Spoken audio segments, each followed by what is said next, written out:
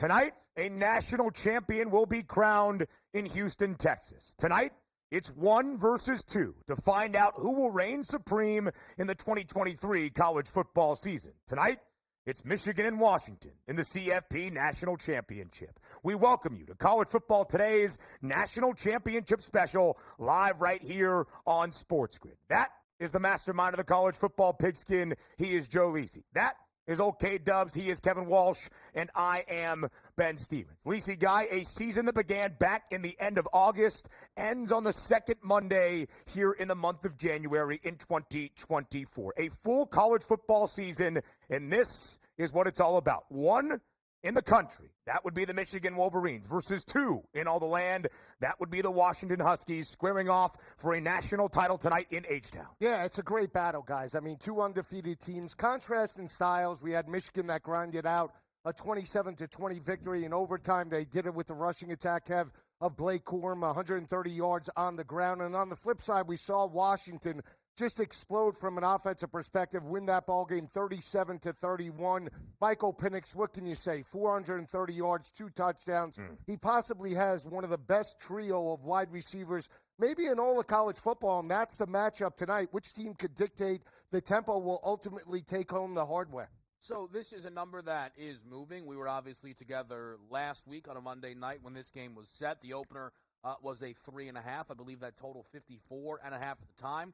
New total 56.5. Some flat 56 available, and the spread now is up to 5.5 on the Michigan Wolverines. And this has been climbing all day long. Ben, here is it clear as day. Backers are interested in this Wolverine side. Absolutely so. We will have for the 5th time in the 10-year history of the college football playoff tonight an undefeated and perfect 15-0 national champion at the end of this college football season. Let's welcome in that SportsGrid radio audience here to our first hour of 6. We are live from 6 p.m. Eastern time all the way through tonight's national championship game in Houston up until midnight Eastern here on CFT's National Championship Special. You're listening on Sirius XM channel 159. All of our radio terrestrial affiliates now in the mix. It's Joe Lisi, Kevin Walsh, and Ben Stevens live with you for the next 6 hours to preview a national championship game and then sweat out the final game of this 2023 college football campaign alongside you all night long. Kev, you mentioned the market movement, and we market here. For most of the week, it has been 4.5 in favor of the Maize and Blue. It now stands just about an hour and a half away from kickoff tonight in Houston at 5.5 in favor of the Wolverines. As I said, tonight, regardless of who wins, there will be an undefeated national champion. Washington enters a perfect 14-0, the same exact mark for the Michigan Wolverines. The difference, though, the Wolverines have been booked as a favorite in all 14 games this year. This will be the 3rd consecutive for the Huskies as the underdog. Yeah, this is a spot they are familiar with. I think one thing for me, when it was initially a 3.5 line, I said it's the most respect that Washington had been given all season, potentially, when you look at the way a lot of their lines were shaping up. There was a stretch of football, though, for Washington where they looked vulnerable. This is a team that was booked as an underdog at Oregon State. And, look, I know there was still belief in UW in that specific spot on the desk, but that was a very tight football game, and they did narrowly lose that matchup. They were in a battle and a dogfight with USC. Washington State almost took this team out, but all of a sudden now it feels like maybe they're playing their best football at the appropriate time. For Michigan, it is more of the same. Look, they knock off Alabama, and I'm not going to sit here and say, they haven't beaten anyone, but for the love of God, the score was 20-13 with 3 minutes left, and if you would have told me that before the game, I would have told you we'd be breaking down Alabama-Washington. Yeah. We aren't. And that's not to say Michigan hasn't earned it here, but remarkably, we enter this game still with some questions. And I think part of that is when we break down national championship games that involve Georgia or Alabama, we go, well, of course, they're here.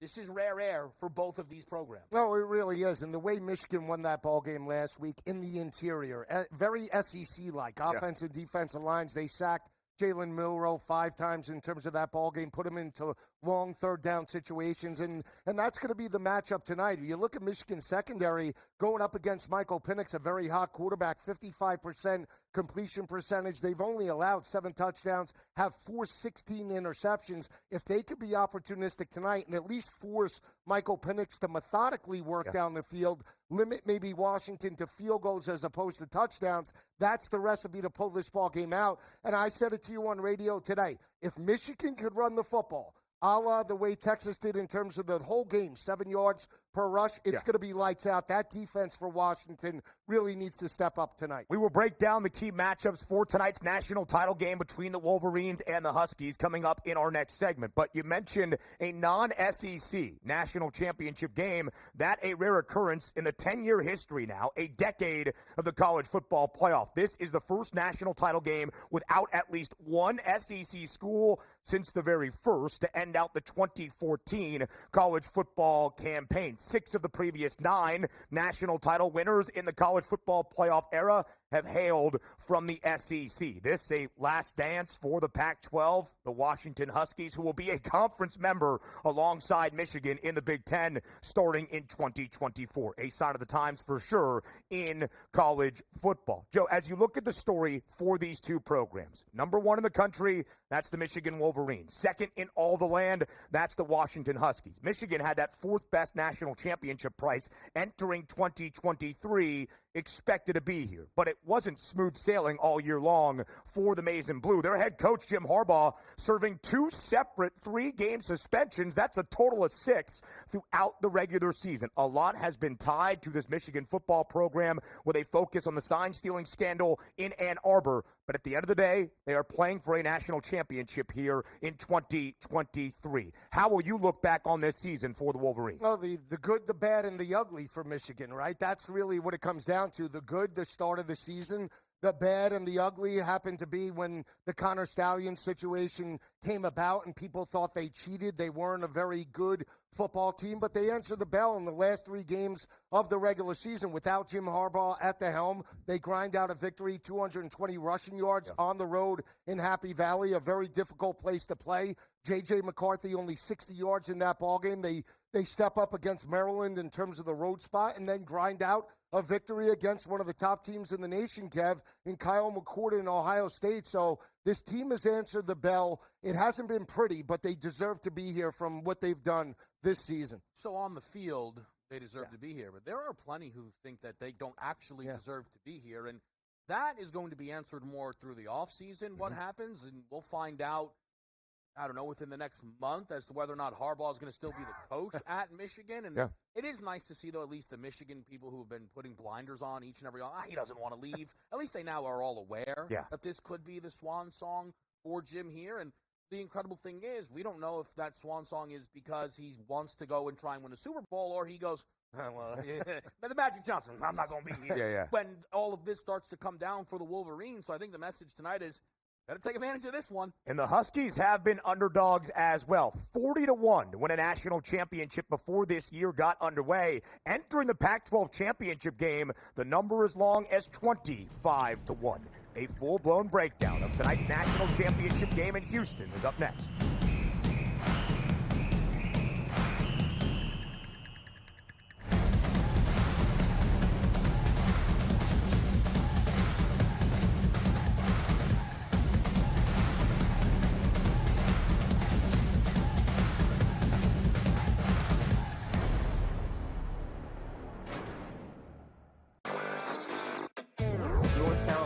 Got new sports books operating for licenses, and a lot of news always coming out of there. One of the fresh sports betting states. Well, they're a little behind the ball there, so I don't know if they'll be at the starting line in North Carolina.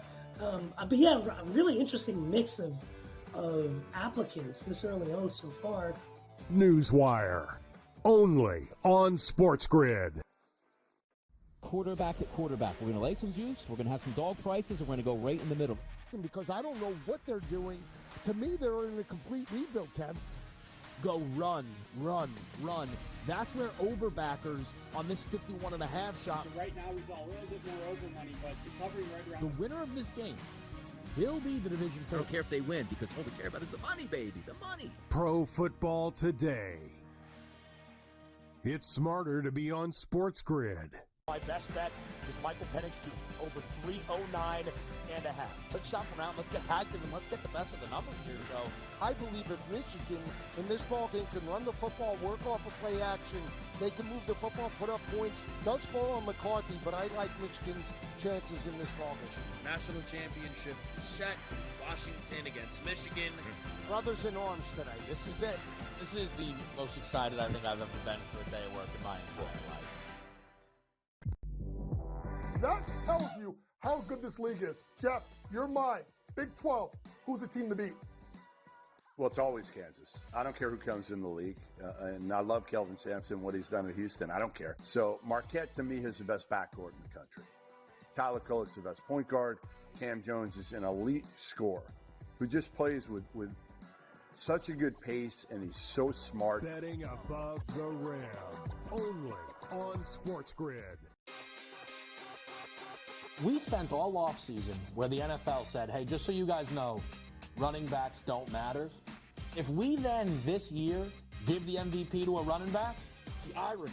I am disappointed that they lost to FAU because secretly I don't really like this FAU team very much. I don't know. They're just not for me. And now they've completely legitimized the Owls. Game time decisions. Only on SportsGrid. Yeah, congratulations, but the game was over at that point, so another one of those terrible beats. If you had 3.5, 4, even 4.5, this was a 10-point game until the final closing seconds. In-game live, prime time. Only on SportsGrid. SportsGrid, the only streaming sports betting network. Tips, info, and insights to up your IQ. It's smarter to be on SportsGrid.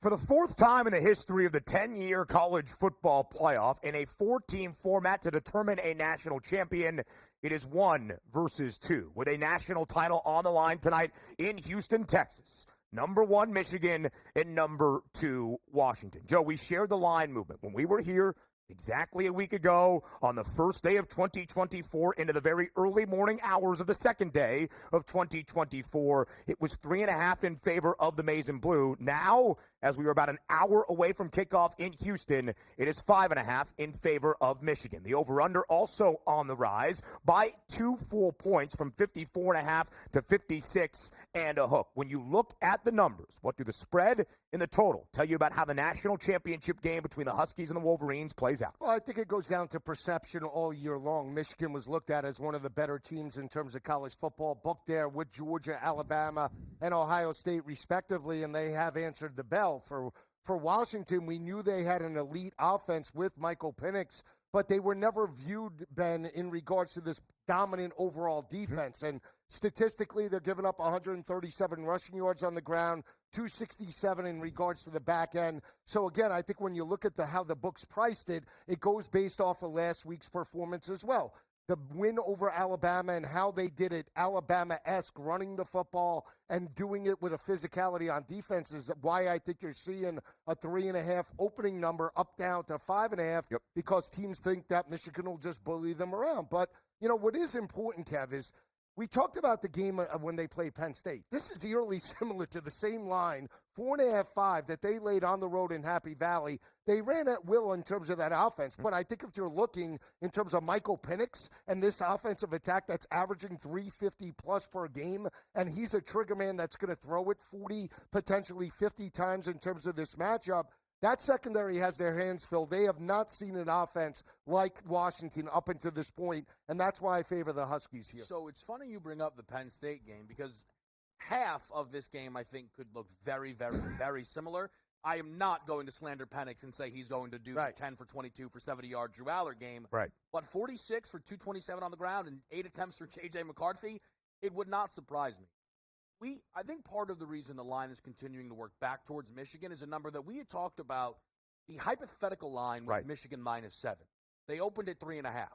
It was only going to work back towards Michigan. We were never getting under a field goal, certainly, even if a flat 3, and which obviously did not appear. So the line movement doesn't surprise me. It is just buyback on the Wolverines on a discount that came because I actually think more people were impressed with what Washington did in the Sugar Bowl than what Michigan did in the Rose Bowl. But I do not see any pathway for Washington to stop Michigan on the ground. And my big takeaway from Michigan, I understand he threw for 221, 8 yards per pass attempt. They don't trust J.J. McCarthy. That's what that game. The first play of the game, he threw a pick and got very lucky that Alabama was out of bounds, and I do believe that the final score would have been about 35-3 if he wasn't out of bounds. And every throw from then on was very safe. Everything in the second half was run. I guess I'll try to throw in that second half until it couldn't be anymore. Even the big fourth down pickup was a throw into the flat on Blake Corum. They took what the defense gave them. But J.J. McCarthy was no longer pushing the ball downfield because once Michigan gets in a position where they can be safe, that is exactly what they are going to do. So tonight, Blake Corum has a rush attempts prop at 21.5. I'll tell you this, in that locker room, they are really hoping that they can slam that over. And Texas averaged 6.3 yards per pop in the Sugar Bowl. For most of the game, it was nearly 7 yards per carry for the Longhorns offensively against a Huskies defense that does allow some yardage. Bottom 5 in the Pac-12 and total pass and rushing defense all season long. 133 yards per game on the ground, 263 through the air. That's bottom 15 in all of college football around the nation this season. But Washington, top half of the conference in terms of points per game, just a tick above 23 points per outing. On the other side, the defensive advantage is certainly with the best scoring defense, Joe, in all of the country. That's the Michigan Wolverines, allowing less than 10 points per game throughout the regular season and the conference championship in that Big Ten title matchup. They held Alabama to only 20 points in the Rose Bowl, but their final 2 regular season games against pretty solid offenses in Maryland and Ohio State, both the Terps and the Buckeyes put up 24 points in those matchups, which I think is a key number tonight as we do things by the numbers. 24.5, the team total for UW tonight. Is there a world where Washington can stay under their team total and still win a national championship? I think so, and I think there's one game on their schedule that you could look to. On the road in Corvallis, where they won that ball game 22-17. Now, there was bad weather in terms of that matchup. That affected Michael Penix, threw for under 300 yards and well under 250 in that ball game. But their defense answered the bell in terms of that type of situation. I think Washington has an advantage in terms of the cornerbacks in this matchup. Muhammad and his counterpart can lock down Cornelius Johnson and Roman Wilson. That's not the concern. The concern is the front seven giving up $137 on the ground. The way Texas pounded the rock, they're going to have to take away Blake Corum and then force J.J. McCarthy into long third down situations. If they can do that, they win a lower scoring game. But that's easier said than done. And we'll know. That's why I really want to watch this ball game play out in terms of the first 8 to 10 minutes. I want to get an idea of whether Washington is up to the task to stop down the rushing attack. They might have to take some chances, run blitzes early to see if they could shut down the run and then force them out of their game plan. And sides and totals. Yeah, right. For me, I love the under in this game. I really do, because I think there are countless pathways to get there. I think there's only one path to get to the over, and that's Washington in front, and Washington keeps going. I think both of these offenses could bottom out here. I think it is more likely it's Washington's because Michigan has a very safe approach that I think they'll be able to rely on in this game. But for Washington, while we know Penix is incredible and there is no argument to be made, this will be the toughest test for this Michigan defense. No doubt. Jalen Milroe is the best deep ball passer in college football this season. We'll call him top 3 then so nobody can get angry about anything because there's no argument he would be outside of the top 3. 5 yards per pass attempt. His longest completion went up for 29 yards in that game. So what I anticipate today from Michigan is deep coverage. And tell Penix he has to take what they give him. And he's smart enough, and DeBoer is smart enough to do it.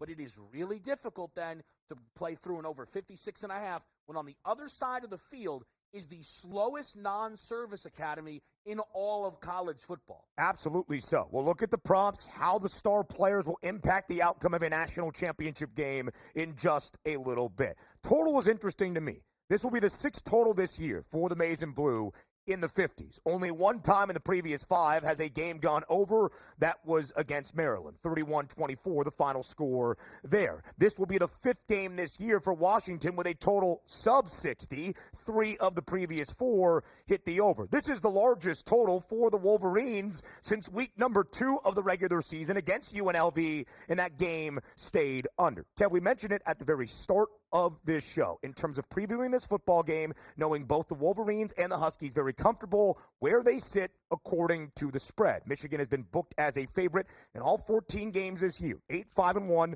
against the number. In their last 3 years, that has ended with a spot in the college football playoff, 36-2 straight up, booked as the favorite side. Washington an underdog 5 times under Kalen DeBoer since he became the head man in Seattle at the start of 2022, and the Huskies have won outright all 5 times. How does that factor into your approach in this national championship game? Look, I think for me, again, I think both teams are comfortable where they are. Michigan knows what it's like to be expected to win a game, and Washington at this point would probably be a bit thrown off if they were laying a point in this football game. It is remarkable that they have been booked as a dog time and time again heading into this matchup. The one other thing for me is at times it is ideal if you can be balanced. And we saw Washington have 0 success running the football against Texas. But they were okay because Texas, while still being a great program, is a bad pass defense here. I still don't see any world where Dylan Johnson at, 40% going into this game. I think the Washington rush attack will be close to non-existent. Yeah, might be Penix. Keep an eye. They didn't tack a number on him. I think did 1.5. 1.5. We'll talk about it coming up on the other side. The prop breakdown for tonight's national title game up next.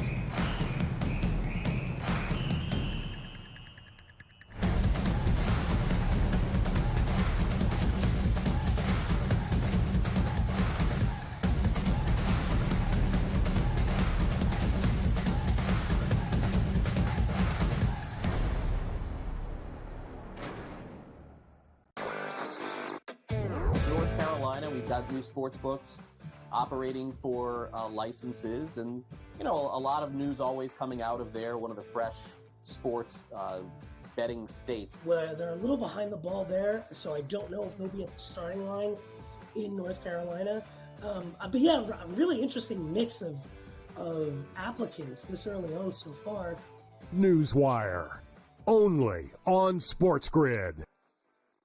Quarterback at quarterback. We're going to lay some juice. We're going to have some dog prices. And we're going to go right in the middle. Because I don't know what they're doing. To me, they're in a complete rebuild, Kev. Go run, run, run.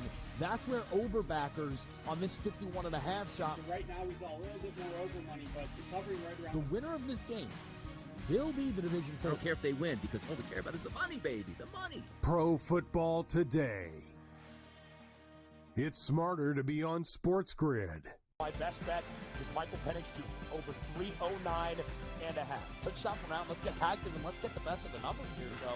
I believe if Michigan in this ball game can run the football, work off of play action, they can move the football, put up points. Does fall on McCarthy, but I like Michigan's chances in this ball game. National championship is set. Washington against Michigan. Brothers in arms today. This is it. This is the most excited I think I've ever been for a day of work in my entire life. That tells you how good this league is. Jeff, you're mine. Big 12. Who's the team to beat? Well, it's always Kansas. I don't care who comes in the league. And I love Kelvin Sampson, what he's done at Houston. I don't care. So Marquette, to me, is the best backcourt in the country. Tyler Kolek's the best point guard. Cam Jones is an elite scorer who just plays with such a good pace, and he's so smart. Betting above the rim. Only on SportsGrid.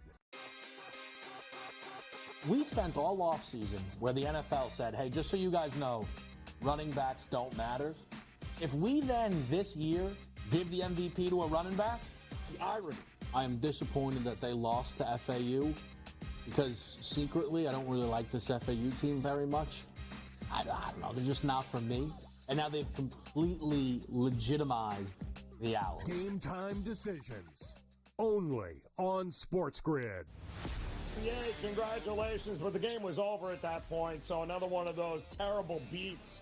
If you had 3.5, 4, even 4.5, this was a 10-point game until the final closing seconds. In-game live, prime time. only on SportsGrid. SportsGrid, the only streaming sports betting network. Tips, info, and insights to up your IQ. It's smarter to be on SportsGrid.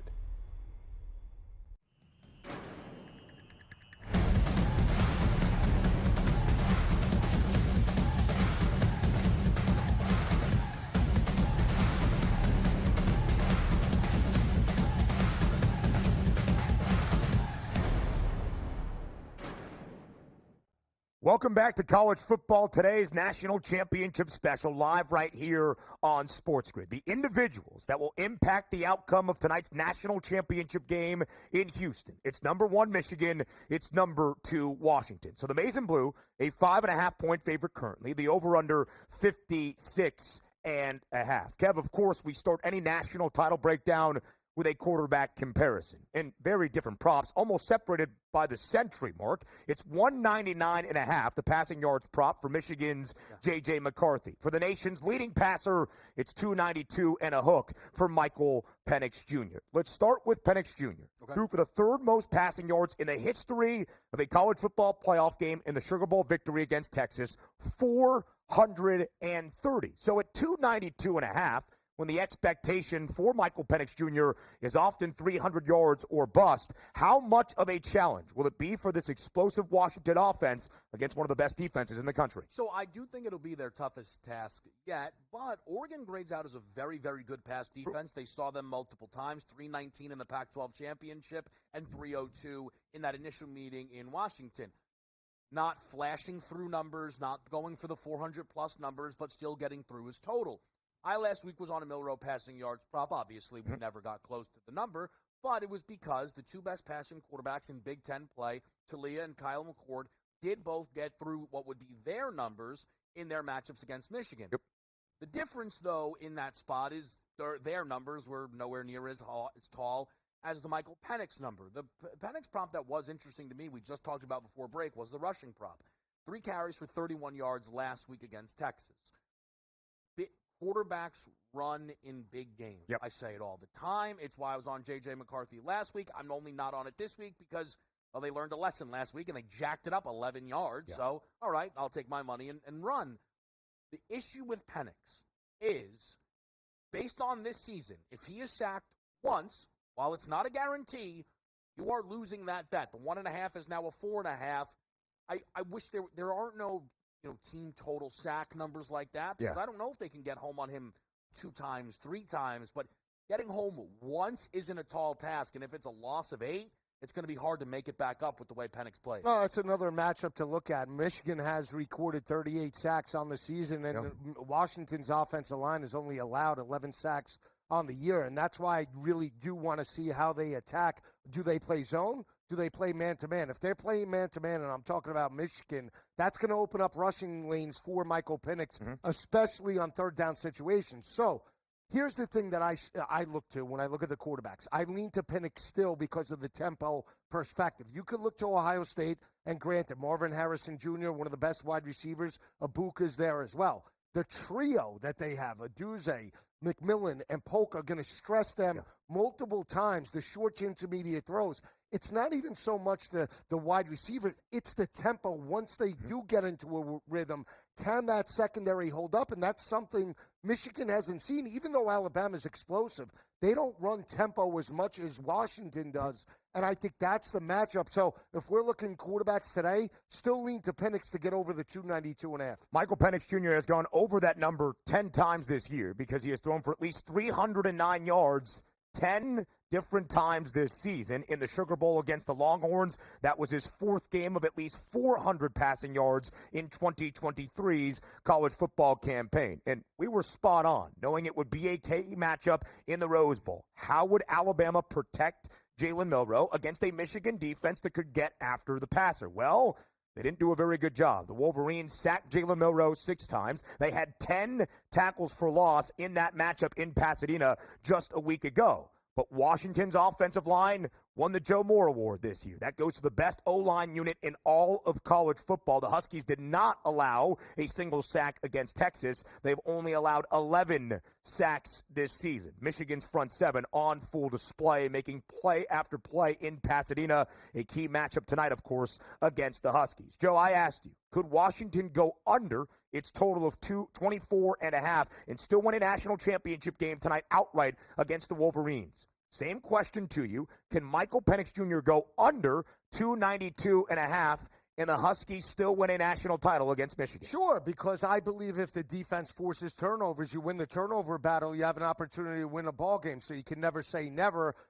I would say the odds are not in Washington's favor in terms of that perspective, but they still have the type of defense to do that because of the cornerback play. So turnovers are going to be critical in terms of this matchup. That is the key to both of these teams winning it out. They did that against Oregon State and DJU. It's not their MO, but they still have the cornerbacks. Do they have the front seven to get pressure on J.J. McCarthy? That is the biggest question mark. If they could shut down the run, get McCarthy into 3rd and 8, 3rd and 7, then it's game on. And if they could definitely score first the way TCU did in that semifinal playoff game and force McCarthy to play from behind, then that's a ball game, guys. So one interesting thing, though, just with the tempo point, is they are very talented, but Washington is not Oregon-level fast. They run at about the same tempo as Ohio State and Penn State. And I think Ohio State, again, would matter more there. So I'm curious to see if Washington, though, attempts to run tempo and all of a sudden, okay, wait a minute, because the only real fast team in the Big Ten is Maryland. And Maryland, relative to expectations, did have success in that game. The reason why I think the answer to the question of can they win without Penix having this glorious game is yes, or at minimum hang, is Michigan has not separated from any of the best teams they've played. Mm-hmm. The game against Penn, now it was a late garbage time touchdown that made it 9, but that game at half was only 5. The Ohio State game closed 6, and only for a brief period did Michigan own that 10-point lead. And again, obviously, at no point separated from Alabama. And I think no matter what you believe of the Washington Huskies, they are certainly in the class of those teams there, right? This is not a situation like TCU from last year where we spent the whole season with these major question marks. Yeah. I think some of the Husky question marks actually had nothing to do with them and everything to do with the fact that for a lot of this season, the Oregon Ducks were labeled the best team in college football despite that head-to-head victory. It's why that line was so big in the Pac-12 championship game. I don't even think Washington was really disrespected on the Texas line, nor are they being disrespected here. It was an Oregon thing, so that's why, to me, Washington being on a tier of, no doubt about it, Ohio State, Penn State, and Alabama, Michigan is not going to run and hide here. That's why we look at this spread tonight, and I'm sure there's people confidently laying that number. And I understand that if Michigan's going to win, they're going to cover. That's not how this stuff works. Because if Washington is down by 10 with 3 minutes left, their offense can absolutely go get a gimme touchdown here to end up covering this spread. And they're used to playing from behind. They're used to those spots. In fact, for Michigan, it was the first time this year in the Rose Bowl against the Crimson Tide, the Maize and Blue even trailed for a second in the second half of a game in 2023's college football season. So now let's turn the equation from Michael Penix Jr., the lefty signal caller for the Huskies, over to the man at the helm of the Wolverines offense. That's J.J. McCarthy. 199 at a hook, Kev, is that passing yards prop tonight. It was less than that entering the Rose Bowl against Alabama. 17 of 27, 221 through the air, 3 passing scores. What do you think J.J. McCarthy will be tasked with doing tonight against the Huskies? Not much at all. Not much. It's the inverse. Like, hey, can Michigan win if J.J. McCarthy throws for 250? No way. Bad things happened in this game. Because, and this is where, look, obviously I've spent a lot of this season, knocking down the Big Ten. Have you? Well, slightly. Maybe not, actually. You know what? Some are saying I've been incredibly fair and honest and, in fact, correct. But what Michigan does is they're going to take what you are giving them. No better example than what they did against Penn State. And for J.J. McCarthy, while in some aspects it comes off a little odd, but this kid just loves Michigan. That's all he cares about. He doesn't care about his draft status. Is he 100% coming back next season? It's leaning that way, I would say. This kid loves the Maize and Blue. Why that's relevant is at no point does Sharon Moore need to feed his ego and get him a drop back. And in fact, J.J. McCarthy may just audible out of any pass plays to get it to Corum and Donovan Edwards if they're running hot here. The only reason I'm not on the J.J. under is I'm just I have my pregame under, and it all correlates. I don't need to run it up the ladder correlated parlay style. I'll let you handle that for us on the show. But I think JJ's an under, and I think that's exactly what Michigan wants. Yeah, he's got 1 300-yard game. I mean, I think that's the biggest question mark. He's got 1 300-yard game under his belt. He's averaged 145 passing yards per game over the last 5 weeks, and that includes last week where he threw for 221. That's not their M.O. Right. Their M.O. was predicated on Blake Corum. He's got 25 rushing touchdowns on the season. If they can run it, they want to stay in manageable third downs, throw short to intermediate throws. If J.J. McCarthy has to go deep multiple times, that's a problem for this team because that's not their identity this year, and that's the chess match that'll play out tonight. I think one of the reasons that we saw J.J. McCarthy's passing yards prop for tonight's national title game on the rise is because of what Washington allows through the air. A bottom 15 passing defense in college football, giving up more than 263 yards per game. But entering the Rose Bowl, J.J. McCarthy had thrown for less than 150 yards with only 1 touchdown and 1 interception in the final 4 games for the Maize and Blue before the CFP. Michigan has only played 1 other pass defense this year that allows more than 240 yards per game on average.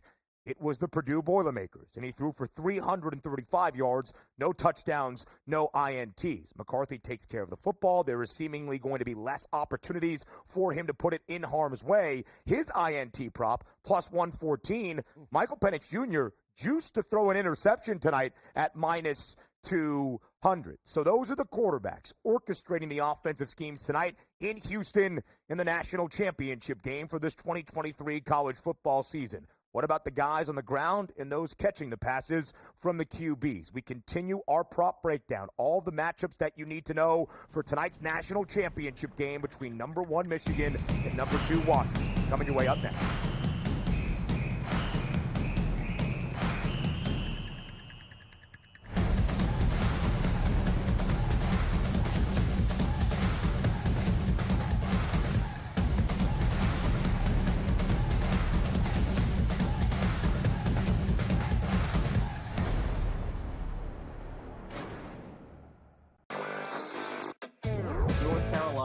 New sports books operating for licenses, and a lot of news always coming out of there. One of the fresh sports betting states. Well, they're a little behind the ball there, so I don't know if they'll be at the starting line in North Carolina.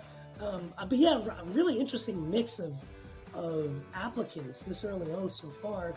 Newswire, only on SportsGrid. Quarterback at quarterback. We're going to lay some juice. We're going to have some dog prices, and we're going to go right in the middle. Because I don't know what they're doing. To me, they're in a complete rebuild, Kev. Go run, run, run. That's where overbackers on this 51.5 shot. So right now he's all a little bit more over money, but it's hovering right around. The winner of this game will be the division I don't care if they win because all we care about is the money, baby, the money. Pro Football Today. It's smarter to be on SportsGrid. My best bet is Michael Penix Jr. over 309.5. Let's shop around. Let's get active and let's get the best of the numbers here. So I believe if Michigan in this ballgame can run the football, work off of play action, they can move the football, put up points. Does fall on McCarthy, but I like Michigan's chances in this ballgame. National championship is set. Washington against Michigan. Brothers in arms tonight. This is it. This is the most excited I think I've ever been for a day of work in my entire life. That tells you how good this league is. Jeff, you're mine. Big 12. Who's the team to beat? Well, it's always Kansas. I don't care who comes in the league. And I love Kelvin Sampson, what he's done at Houston. I don't care. So Marquette, to me, is the best backcourt in the country.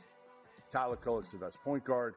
Cam Jones is an elite scorer who just plays with such a good pace, and he's so smart. Betting above the rim. Only on SportsGrid. We spent all offseason where the NFL said, hey, just so you guys know, running backs don't matter. If we then this year give the MVP to a running back, The irony. I am disappointed that they lost to FAU because secretly I don't really like this FAU team very much. I don't know, they're just not for me. And now they've completely legitimized the Owls. Game time decisions. only on SportsGrid. Yeah, congratulations, but the game was over at that point, so another one of those terrible beats. If you had 3.5, 4, even 4.5, this was a 10-point game until the final closing seconds. In-game live, prime time, only on SportsGrid. SportsGrid, the only streaming sports betting network. Tips, info, and insights to up your IQ. It's smarter to be on SportsGrid.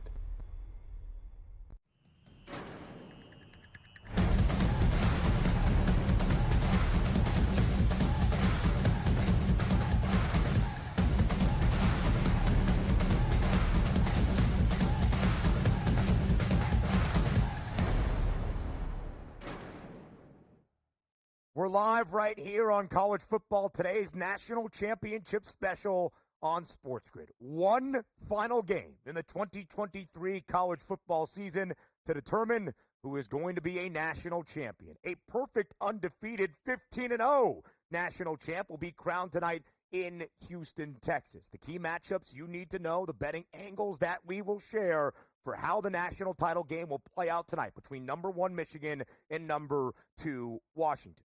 For Michigan, Joe, their bread is buttered offensively on the ground. And when you look at the rushing yards number for Michigan's lead back Blake Corum tonight, it's 102.5. You have shared this time and again. Texas averaged 6.3 yards per carry in the Sugar Bowl against this Washington front seven that allows 133 yards per game on the ground. Just how big of a night do you expect Blake Corum to have in Houston? I think he'll have a productive night. Now, whether he gets there or not, that is the biggest question when you look at this matchup, because I do expect the secondary running backs to take over in terms of Donovan Edwards. Now, when you look at Blake Corum overall, 83 rushing yards against Alabama. Last 4 games, he's averaged 79.2 rushing yards per game. Only has 100-yard game this year. Michigan's averaging 156 yards on the ground. Why is that important? Well, compared to last year, they were well over 200. They had 8 games where they pounded the rock as a team for over 200 yards, won those ball games by an average margin of victory of 28 points per game. This year, they're a little bit more pass-heavy in the earlier part of the year. 3 games over 200 collectively. They've won those by an average margin of 23.8, so I think they will have success running. I wouldn't bang on Corum in terms of this situation. I'm on Edwards. I mean, big Edwards. 393 rushing yards per on the year, 3 rushing touchdowns. I took him 25-plus all the way up to 80. Let's ride, baby. So I'm also interested in Donovan Edwards tonight. I'm going to be Put your arms together. No, listen. Here's the thing. Yeah. We started on pro football. I liked Donovan Edwards before I even spoke to Joe today. Then he, as always, took him through every alt this book offers, and I said, okay, good.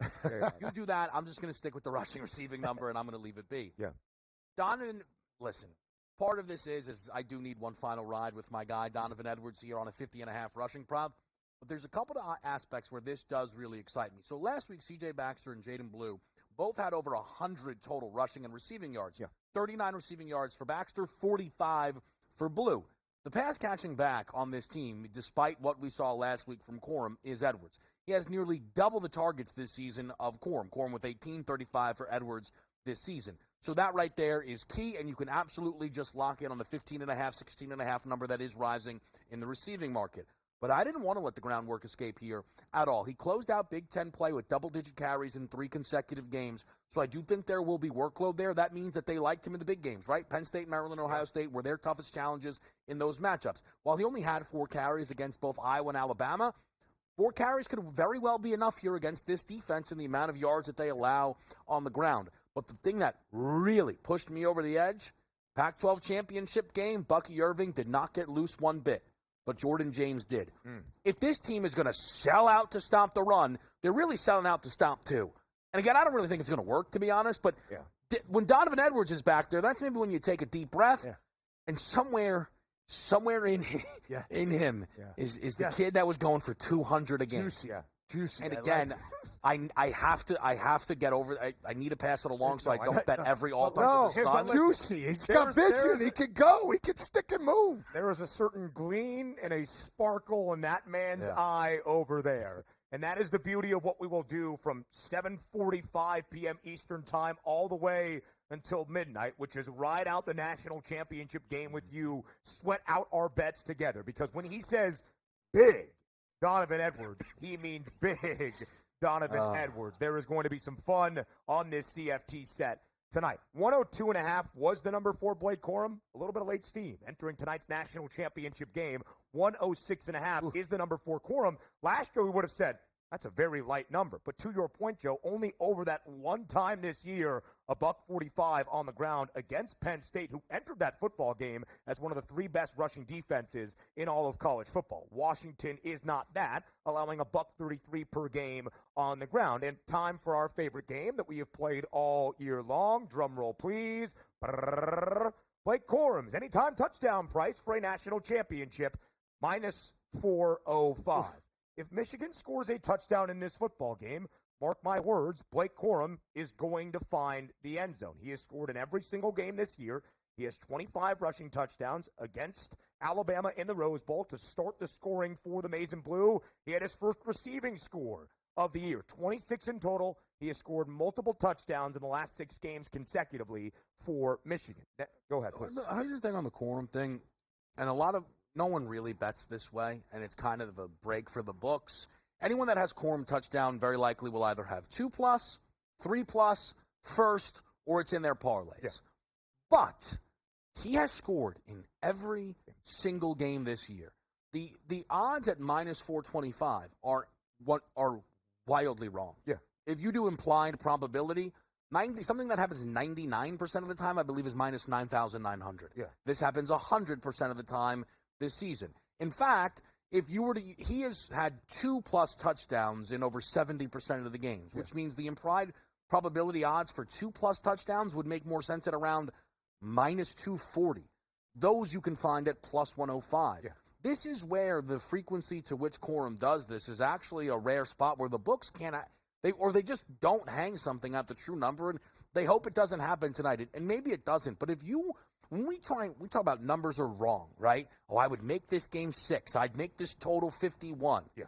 I would make the Corum anytime touchdown number minus 6,000. Yeah. That's about what I would make it if I was in charge in the room, and I'd make his 2+ touchdowns minus 200. And if you want to bet it, you can bet it, but you're not betting it at an odds boost because that's basically what's happening right now. Well, there is a perceived idea of value, and oftentimes we hear value, we think plus money, we want that big payout for a bet. But plus money means it's less than likely, improbable perhaps, minus 425 for Blake Corum for what feels like an almost certainty tonight in the national championship game. Really not that bad. We've seen it at minus 1,400 at certain points of this 2023 college football season. Joe, to the other backfield. Of course, it was late in what became a very dicey conclusion in the Sugar Bowl against Texas, where Washington's lead back Dylan Johnson, who only ran the football for 49 yards on 21 carries, but did also score twice, was injured, re-aggravating a knee injury that he had suffered throughout the 2023 regular season.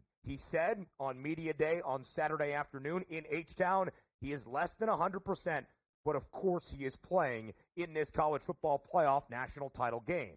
His rushing yards prop is working its way down. It opened in the low 40s. It's now 37.5. What do you expect out of the rushing attack for UW tonight? Well, I think he could get over that number, and the reason why I say that is if Michael Penix does have success, that'll open up running lanes, especially later in this ballgame. We're talking about Dylan Johnson, 1 or 2 runs to potentially get to 37.5. It's if we're expecting him to get to 80, 90, that's where I would have concerns because of the physicality of Michigan's defense. He is banged up. The multiple hits that he takes as this game progresses, I wouldn't be, in terms of that, I wouldn't be a backer of that. But at 37.5, that's a doable number. Again, I'm not apt to bet that right now because I don't think that that's how Michigan is going to, Washington is going to attack. I think it will be with the passing attack and then run later in this ballgame if they do have a lead. But, I mean, anytime you're talking about 37.5, that's a doable number when they're averaging 123 rushing yards per game. And I'll just say this in terms of Blake Corum and just how we view running backs here. The clock moving on first downs has definitely affected, in terms of the multiple possessions, the opportunities for these players to get 100 yards. So when you look at secondary options, That's why I am on a player like Donovan Edwards, a cheap number at 25.5, because that is one run as opposed to Blake Corum getting to that 102. I will say on Dylan Johnson, he last week had 21 carries. Yeah. He turned that into a whopping 49 yards. Now, Texas has a better run defense than Michigan, but, I mean, it's not like Michigan doesn't have a fantastic run defense in their own right. If they were hanging a long rush prop on Dylan Johnson, you could maybe talk me into it just because you're going to need it on a big burst. I don't think the workload is necessarily going to be there. And again, this is another reason I am tempted by or I'm not tempted. I love the under in this game. Yeah. I don't think Washington's going to be able to run the football at all in this game. And there's a difference between throwing the football all the time because that's what you do best and having to throw the football every single play because that is your only pathway to success. And that was the case against Texas, and they did it. But Michigan is not Texas. There was people who were very excited on this desk, and rightfully so, to bet all of those Penix props against Texas, and they all came in. This is a different caliber defense. Now, the receiving game here today for Washington, sometimes as a bettor gets burned and they stay far, far away. I've done it many, many times. Not on Jalen McMillan. This is as big of a mistake as you will see the books make. Just trust me on this, okay? And if we go down, we'll go down together. Yeah. Last week, the yardage from the star wide receiver room of Washington, 125 Rome, 122 Polk, 58 Jalen McMillan. The targets, 6 for McMillan, 6 for Rome, 5 for Polk. He is their number one wide receiver. I don't care what any other number says. That's the reality of it. Everybody loves Polk today because Polk was great last week. Polk is not within 10 yards of McMillan. That's how they're pricing it. Rome is incredible. I get it. He's not 25 yards better than McMillan. That's how they're pricing it. And the fact of the matter is, I thought they could have even justifiably hung the same number, if not elevated him. They hung a number he nearly hit last week in a down week at 58. Jalen McMillan over the 59.5. And I think part of that is Michigan's secondary, allowing less than 153 yards per game. Only 2 quarterbacks have thrown for more than 200 against the Wolverines this year. Now, Jalen Polk does have that discounted number at 53.5 that a lot of people are looking at tonight, like myself. Not because of what he did in the Sugar Bowl with 122 yards, but what he has done all year. 12 games he has played for Washington. He has gone over this number 10 times. He's had 100 receiving yards in 7 of those games, averaging 93.5. Yes, a lot of that has been without a fully healthy Jalen McMillan. I think both are going to play a factor in this game. And you mentioned it, right? They had to throw the football against Texas. It was a matchup advantage for the Huskies, and Washington did take advantage. I still think that's where they want to incorporate the offense, Joe, for UW, even against the talented defense that is the Wolverines. They are pass first, and that is how they want to extend the field. So when you look at Michael Penix Jr., 292.5. You look at Rome Odunze, 88 in a hook, who, by the way, has had 82 receiving yards in 13 of the 14 games at least that Washington has played in this year. The pass attack for Washington is still going to be the story of the game for the Huskies offensively. Yeah, absolutely. And to Kevin's point, I understand McMillan because I was on Polk last week. His number was 52, 53.5 in terms of that area. He's got the same number today. I would lean to McMillan, but I like Odunze. I like Odunze to score today. I like him through that total. He's the big play threat that Penix always seems to go to in terms of 20-yard-plus passes. It's Odunze, so that's where I'm looking. Rome Odunze did not score in the Sugar Bowl against the Longhorns, but he still leads Washington with 13 receiving touchdowns this year. Jalen Polk did score, 9 scores, second most on Washington in 2023's college football season. We're going to find you some plus money up next when we go to the vault here on College Football Today.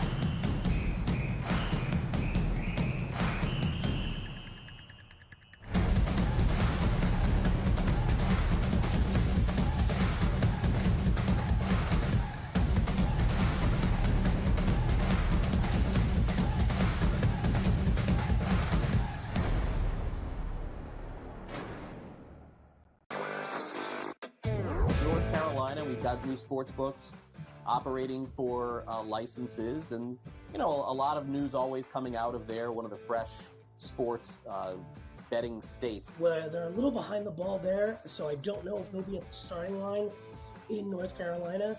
But yeah, a really interesting mix of applicants this early on so far. Newswire, only on SportsGrid. Quarterback at quarterback. We're going to lay some juice. We're going to have some dog prices, and we're going to go right in the middle. Because I don't know what they're doing. To me, they're in a complete rebuild, Kev. Go run, run, run. That's where overbackers on this 51.5 shot. So right now he's a little bit more over money, but it's hovering right around. The winner of this game will be the division I favorite. don't care if they win because all we care about is the money, baby, the money. Pro Football Today. It's smarter to be on SportsGrid. My best bet is Michael Penix to over 309.5. Let's shop around. Let's get active and let's get the best of the numbers here, Joe.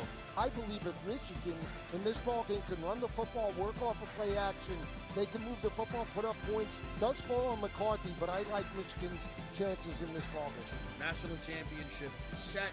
Washington against Michigan. Brothers in arms today. This is it. This is the most excited I think I've ever been for a day of work in my entire life. That tells you how good this league is. Jeff, you're mine. Big 12. Who's the team to beat? Well, it's always Kansas. I don't care who comes in the league. And I love Kelvin Sampson, what he's done at Houston. I don't care. So Marquette, to me, is the best backcourt in the country. Tyler Kolek's the best point guard. Cam Jones is an elite scorer who just plays with such a good pace, and he's so smart. Betting above the rim. Only on SportsGrid. We spent all offseason where the NFL said, hey, just so you guys know, running backs don't matter. If we then this year give the MVP to a running back, The irony. I am disappointed that they lost to FAU because secretly I don't really like this FAU team very much. I don't know. They're just not for me. And now they've completely legitimized the Owls. Game time decisions. Only on SportsGrid. Yeah, congratulations, but the game was over at that point, so another one of those terrible beats. If you had 3.5, 4, even 4.5, this was a 10-point game until the final closing seconds. In-game live, prime time. Only on SportsGrid. SportsGrid, the only streaming sports betting network. Tips, info, and insights to up your IQ. It's smarter to be on SportsGrid.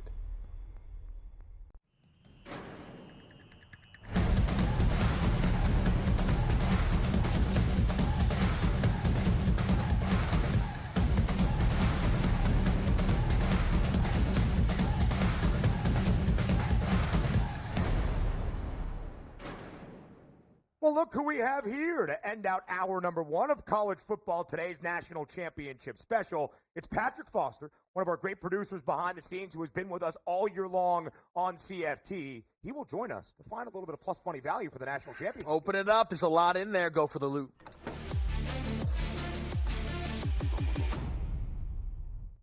I might like the under, but it's the last go for the loot, so I'm giving you a 16-1. Each team for a touchdown and a field goal in each half. 16-1. Pretty simple. Feels easy. It's not. It won't win. It's okay. It's 16-1. We're in the mix. Go ahead, Joe. I love it. How about Donovan Edwards? Not rushing, but receiving, guys.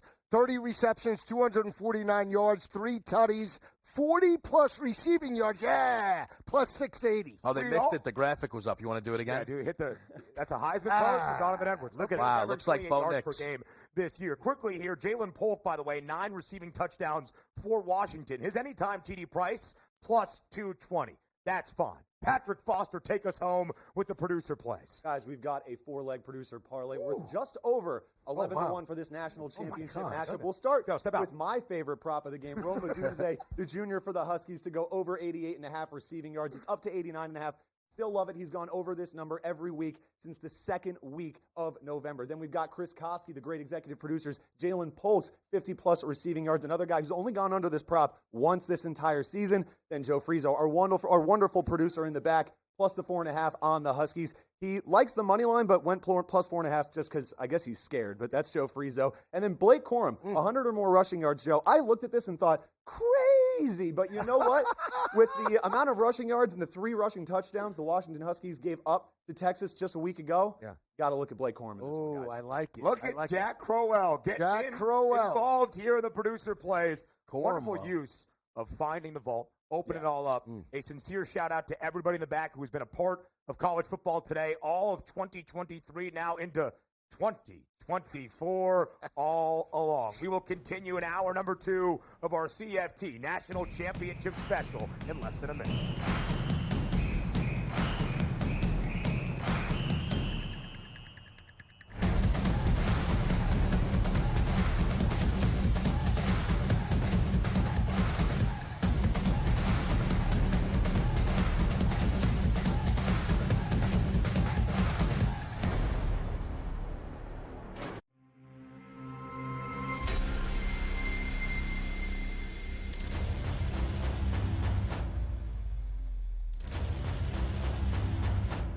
It's smarter to be on SportsGrid.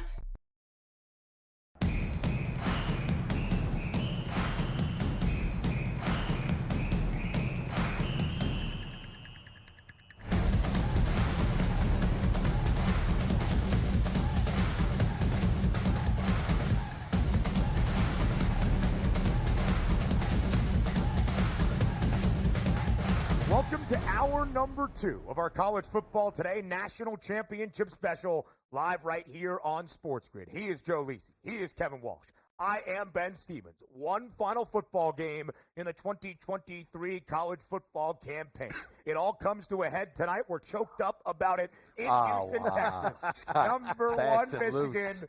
Number 2, Washington. A national champion, a perfect undefeated 15-0 national title winner will be crowned tonight in H-Town. Kev, to start off this second hour, in a national championship game that features an over-under of 56.5 points, we expect some offense. Where are those points often scored? In the NBA? No, this is not game time. Folks, it's time for Pay Dirt Picks. Couple sizzle plays. We could? No? Oh, we don't do that? No. Oh, no, now we do it? Oh, all right. Yeah. No, having a little, see, you know what happens. You let them get it on there, a little you're not doing anything. Now, I mean, we've already given Blake Corum a lot of love. Yeah. So, we're going to skip Blake Corum, and I'm going to ask you a direct question. Not who you like. I want to ask right now, are you on Donovan Edwards? Yes. 2+? I was 3+. Anytime first half? What are you doing with Donovan's touchdowns? I am on Donovan Edwards. 1 touchdown plus 185, 190. It's fluctuated as we've come in. I just was going to put in 2 tutties for 10-1. That's where I'm looking. If we're looking Michigan side, Cornelius Johnson for me, and maybe J.J. McCarthy in regards to the quarterback sneak. They get inside the 1 or 2 yard line. And then for me, Penix as well, guys. Plus 560 is great. We got a whole segment, man. You just gave out all the picks. We got a whole thing to do. Well, the board went. We got no idea how much longer. Radio audience is here. Right. Welcome in. You got to think, right? No, trust me. 5, They're 4, in. 3. Let's bring in that radio audience here. It's a national championship Monday, live right here on SportsGrid. A national champ will be crowned tonight in Houston. A matchup of 1 versus 2. Number 1, Michigan. Number 2, Washington. By the way, the 4th time in now the 10-year history of the college football playoff, we have seen 1 versus 2 in a national title game. Number 2 has always beaten number 1. All 3 of the previous matchups between number 1 or 2, Alabama versus Clemson. Wow. But just something to keep in mind with the Huskies, a 5.5-point underdog, the over-under at 56.5. I thought your direct question to Joe Lisi was going to be Michigan defense at 5-1, Washington defense at plus 560. Which defense do you like to score a touchdown, and why is it going to hit in the national championship game? Well, I think it would be Washington, and the reason why I say that is they have lockdown corners, and that's where the matchup is for J.J. McCarthy in the passing attack. I think they can lock them down, force some turnovers in this ballgame, especially if Michael Penix jumps up early and forces Michigan into a come-from-behind type of situation. We saw it, to Kevin's point, in terms of the first play of the game, McCarthy at times can be a little bit erratic. Yeah. And you're talking about Michael Penix, for me, pinpoint accuracy, guys, 72% completion percentage and multiple attempts compared to J.J. McCarthy. With the pressure on the back, I would lean to Washington's D. I mean, look, I think also J.J. McCarthy, what is it, living on the edge? Yeah, living on the edge. I mean, he was trying to in moments in that game. The interesting thing, though, is with the Penix price of the pick being around minus 200, you would imagine that obviously would favor the Michigan potential pick 6 if it was going to come in. Rome Odunze, we've talked about for a touchdown. You mentioned, and everyone knows, no matter the sport, my bounce-back spots I adore greatly. And Rome has not scored in 2 straight weeks. First time all season he's had a stretch of 2 straight games. The world where he finishes off his time in Washington with 3 consecutive games without scoring, I know he doesn't care. They just want to win. That's not what I'm talking about. But if this team tonight, again, goes way under their team total and lands with 21 points, that's still 3 touchdowns, right? They score 14. That's a disaster game. That's still 2 touchdowns here, right? So the idea for Washington tonight is, and the books are projecting them to probably give you between 3 and 5 touchdowns somewhere in this game. I would anticipate one of those belongs to Rome. Rome Odunze does have 13 receiving scores this year. That's the most for Washington. Has the best price to find Pater tonight for the Huskies at -113. Now, we evaluate props often to find out availability for players when we're a little bit uncertain. When these lines became available just about 6 days ago, with the injury status around Washington's Dylan Johnson, just that, uncertain, he had a -135 price to find the end zone. Tybo Rogers, his backup, the freshman out of Bakersfield, had a -115 price to score a touchdown. I thought that was the odds maker's way of saying we're not sure who's going to be the lead back for Washington in this game and what exactly Dylan Johnson is going to do in the national championship against Michigan. Well, now it's +112 for Dylan Johnson. It's greater than a $2 number for Tybo Rogers. 37.5, the rushing yards prop for Johnson. 20 in a hook, the number for Tybo Rogers. 3 passing touchdowns out of J.J. McCarthy in the Rose Bowl, Kev. 1 went to Roman Wilson. He's +180. 1 went to Blake Corum. He's now -440. His first receiving score of the year, by the way. The other to Tyler Morris, who is +750 to find Pater tonight. Are there any big value plays, any large numbers that we can root into the end zone together tonight during the national championship? So I am a little interested in J.J. McCarthy. I know he's not way down the board, but again, he is a mobile quarterback. And I know this is completely the opposite of what you just asked me to bring up Blake Corum. But Blake Corum is +160 on DraftKings to be the first touchdown scorer for the Michigan Wolverines. Like, any way you can find plus money, him to score in the first half, maybe that's where you were going to look, is -170, which is just crazy to think about. But I wonder if there are some creative ways you can get involved with Blake Corum, because his touchdowns do often feel like a certainty. Well, because he can catch the football out of the backfield, too. 2 and 3 is an option. I mean, it's just a way to go because of versatility and how many times they're going to feed him the rock. That is going to be the matchup. Again, if they tack a live in-game type of number on Blake Corum as this game progresses for any time touchdown, that might be an opportunity. I went secondary with Donovan Edwards. Again, Loveland's an opportunity in terms of Michigan as well. I think anytime you get a secondary receiver in terms of, red zone opportunities, that's an area to attack. Here's the other thing. You want to take a flyer? No touchdowns, I think, is like 300 to 1. I mean, 6-3 final. Let's, that's a Ben Stevens. Big Ten football. Big Ten. Let's go double. I want to just throw this out here. This is more Super Bowl stuff. It's not just straight, but the shortest touchdown over 1.5 yards, -105 actually to the under, so for there to be a 1-yard rush. The longest touchdown prop is 50.5 yards. The first thought for me is under. I know they hit a big one, but it is. I mean, a 50.5 yard play is no guarantee. Could be the rushing attack, though. That's why you bust one through a line of scrimmage with either Edwards or Corum. Game on. I would say Johnson, but he's not healthy either. I respect the crown, but I'm more of a dual guy. That was my look for Blake Corum, by the way. Not a -440 price, but to be the first touchdown scorer specifically for Michigan at +130. It is locked, it is loaded, and we will be rooting it on when the national championship game starts in just about 35 minutes. More here on CFT up next.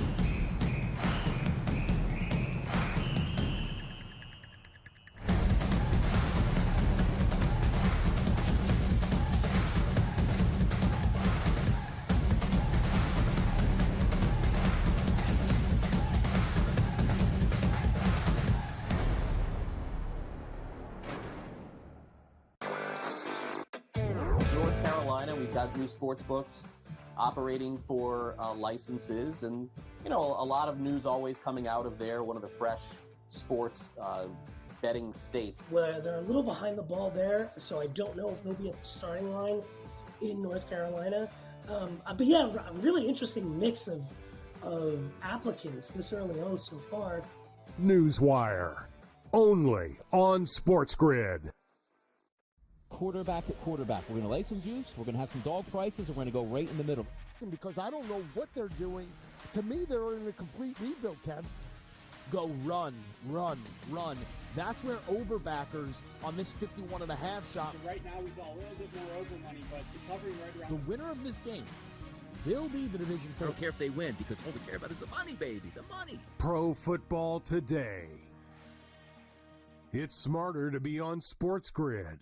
My best bet is Michael Penix Jr. over 309.5. Let's shop around. Let's get active and let's get the best of the numbers here. So I believe if Michigan in this ball game can run the football, work off of play action, they can move the football, put up points. Does fall on McCarthy, but I like Michigan's chances in this ball game. National championship set. Washington against Michigan. Brothers in arms today. This is it. this is the most excited I think I've ever been for a day of work in my entire life. That tells you how good this league is. Jeff, you're mine. Big 12. Who's the team to beat? Well, it's always Kansas. I don't care who comes in the league. And I love Kelvin Sampson, what he's done at Houston. I don't care. So Marquette, to me, is the best backcourt in the country. Tyler Collett's the best point guard. Cam Jones is an elite scorer who just plays with such a good pace, and he's so smart. Betting above the rim. Only on SportsGrid. We spent all offseason where the NFL said, hey, just so you guys know, running backs don't matter. If we then this year give the MVP to a running back, the irony. I am disappointed that they lost to FAU because secretly I don't really like this FAU team very much. I don't know, they're just not for me. And now they've completely legitimized the Owls. Game time decisions. Only on SportsGrid. Yay, congratulations, but the game was over at that point, so another one of those terrible beats. If you had 3.5, 4, even 4.5, this was a 10-point game until the final closing seconds. In-game live, prime time. Only on SportsGrid. SportsGrid, the only streaming sports betting network. Tips, info, and insights to up your IQ. It's smarter to be on SportsGrid.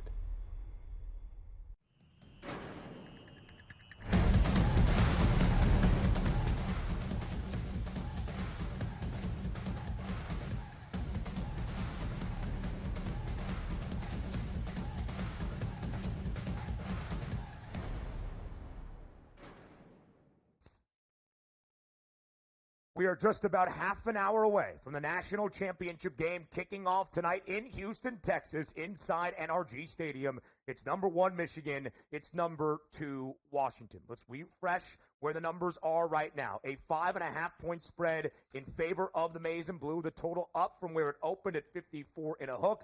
Now stands at 56.5. Put some live movement back down to 55 and a hook for that over-under. This will be the first national championship game in the college football playoff era, now going on a decade, dating back to the very first one to end out 2014 that does not feature at least one single SEC school. That first one was also a matchup of the Big Ten, Ohio State winning a national championship against the Pac-12.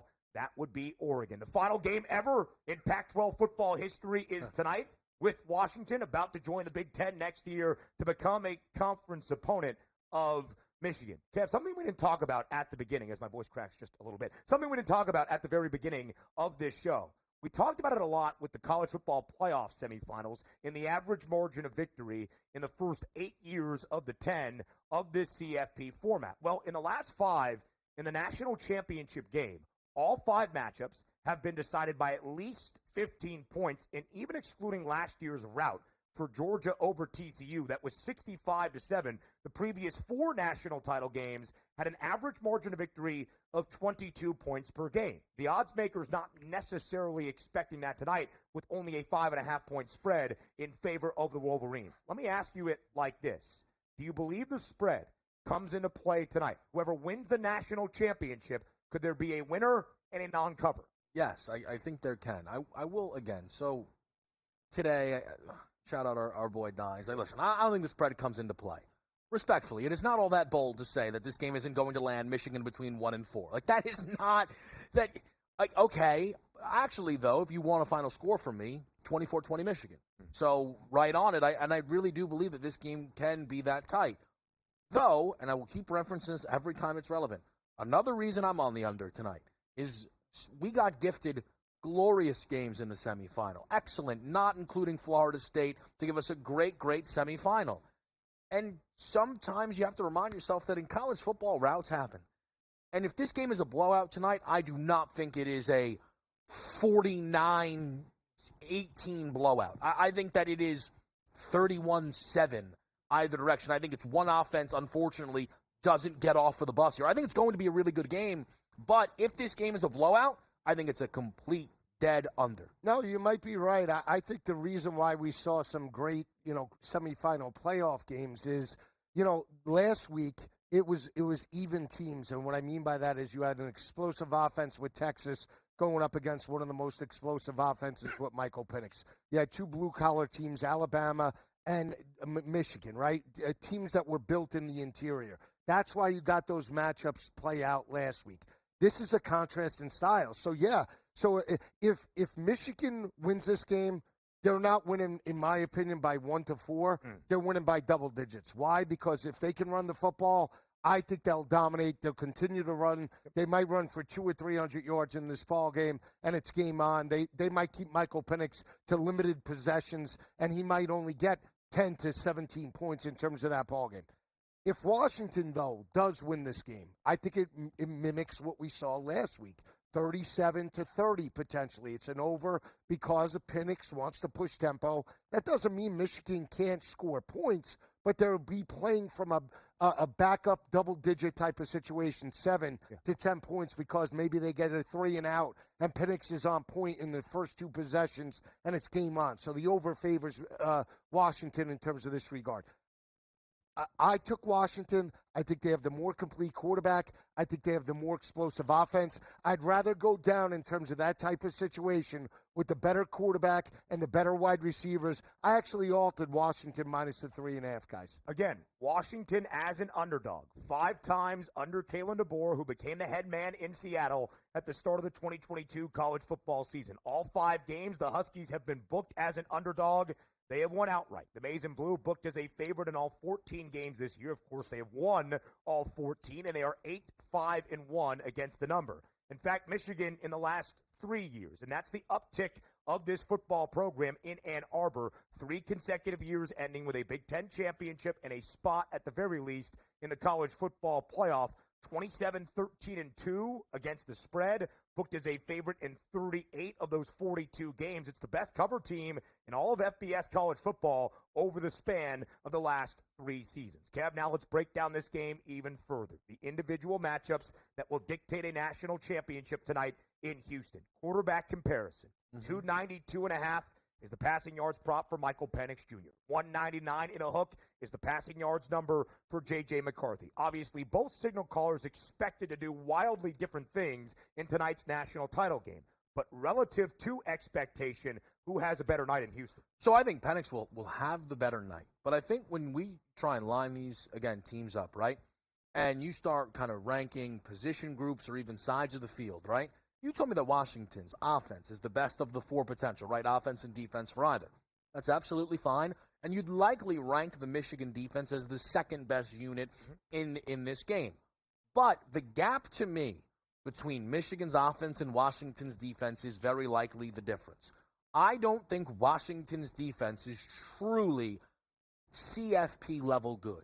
Their offense is spectacular, and maybe it is CFP level good because maybe it's not. You don't have to be this unbelievable team to get in. I think Washington is very good, but that defense, their run defense, is not just below average. It is horrific. It is, and they now have to play an excellent rush attack. And you can smile all you want because now this is all of a sudden going to take a major turn. When you tell me tonight they're going to average 3 yards a carry. I'll tell you this right now. The low end for Michigan tonight is 4 yards a carry. No, I'm not. I'm on the rushing attack of Michigan. Here's what I'll say, and I'll use your point, right? Okay. I think when you say Washington's defense is atrocious, they have gone up. Wait, you're a basher of the Big Ten. Yes. They have gone up twice to Oregon. You're USC and the savior, Caleb Williams. Hang on. Oh, yeah. Oregon State and another one of your guys, DJU, another quarterback. That's not my guy at all. That's not hang my on, guy. hang on. So, and Cam Wood, an above-average quarterback that is one of the best transfers in the portal. They have gone up against some of the most explosive offenses, not just in the conference, but in the country. So when you look at their statistics, yes, they're giving up 264 passing yards per game. Play Bo Nix. They played Cam Ward. They played DJU. And they played Caleb Williams, and they won every single one of those games. They are battle-tested in the secondary, and that is going to be the matchup. If they can force J.J. McCarthy to throw it 35 times in this ballgame, that is the cause of concern. And then to your point, which quarterback is turnover prone? Is it Penix? I feel less apt to think it's Penix that has thrown it multiple times throughout his career, especially this season, as opposed to McCarthy that's in a controlled type of setting, 22 touchdowns, 4 interceptions, hasn't been asked to lead this team. That is the matchup, and that's why I don't believe Washington is this terrible defense. I think their corners are elite. And as it pertains to that offensive attack for Kalen DeBoer and the Huskies, of course, it is focused on the lefty, Michael Penix Jr., and his trio of pass catchers in that wide receiver room. Rome Odunze, 88.5 is the receiving yards number. He has never had less than 64 yards this year. He has had 10 games of at least 102 receiving yards this season. Jalen Polk and Jalen McMillan. For McMillan, it's 64.5. For Polk, it's 53 and a hook. Now, I was going to ask you about Blake Corum. I don't know if that's where you want to take it, but please go ahead. This is very important. Yeah. I said their run defense is atrocious. And in the games that you attempted to make your point, they allowed at least 5 yards per carry in all of them. Yeah, but they put up 52 points on USC. When you run tempo, you're out there. And I would say what they did against USC's defense is very relevant to tonight's game. I think it's a good point. I knew the Rose Bowl was rough. I didn't think we'd get it in the national championship game, but it's getting that way. Our betting cards for tonight in Houston coming your way next.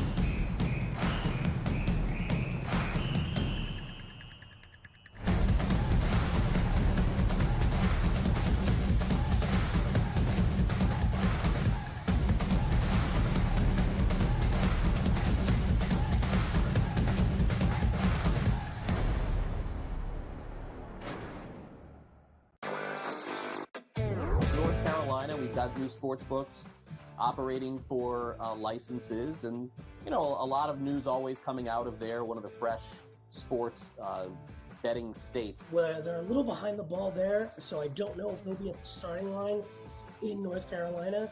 But yeah, a really interesting mix of applicants this early on so far. Newswire, only on SportsGrid. Quarterback at quarterback. We're going to lay some juice. We're going to have some dog prices, and we're going to go right in the middle. Because I don't know what they're doing. To me, they're in a complete rebuild, Kev. Go run. That's where overbackers on this 51.5 shot. So right now he's all a little bit more over money, but it's hovering right around. The winner of this game will be the division. I don't care if they win, because all we care about is the money, baby, the money. Pro Football Today. It's smarter to be on SportsGrid. My best bet is Michael Penix Jr. over 309.5. Let's shop around. Let's get active, and let's get the best of the numbers here, Joe. I believe if Michigan in this ballgame can run the football, work off of play action, they can move the football, put up points. Does fall on McCarthy, but I like Michigan's chances in this ballgame. National championship set. Washington against Michigan. Brothers in arms tonight. This is it. This is the most excited I think I've ever been for a day of work in my entire life. That tells you how good this league is. Jeff, you're mine. Big 12. Who's the team to beat? Well, it's always Kansas. I don't care who comes in the league. And I love Kelvin Sampson, what he's done at Houston. I don't care. So Marquette, to me, is the best backcourt in the country. Tyler Kolek's the best point guard. Cam Jones is an elite scorer who just plays with such a good pace, and he's so smart. Betting above the rim. Only on SportsGrid. We spent all offseason where the NFL said, hey, just so you guys know, running backs don't matter. If we then this year give the MVP to a running back, The irony. I am disappointed that they lost to FAU because secretly I don't really like this FAU team very much. I don't know. They're just not for me. And now they've completely legitimized the Owls. Game time decisions. Only on SportsGrid. Yay, congratulations, but the game was over at that point, so another one of those terrible beats. If you had 3.5, 4, even 4.5, this was a 10-point game until the final closing seconds. In-game live, prime time. Only on SportsGrid. SportsGrid, the only streaming sports betting network. Tips, info, and insights to up your IQ. It's smarter to be on SportsGrid.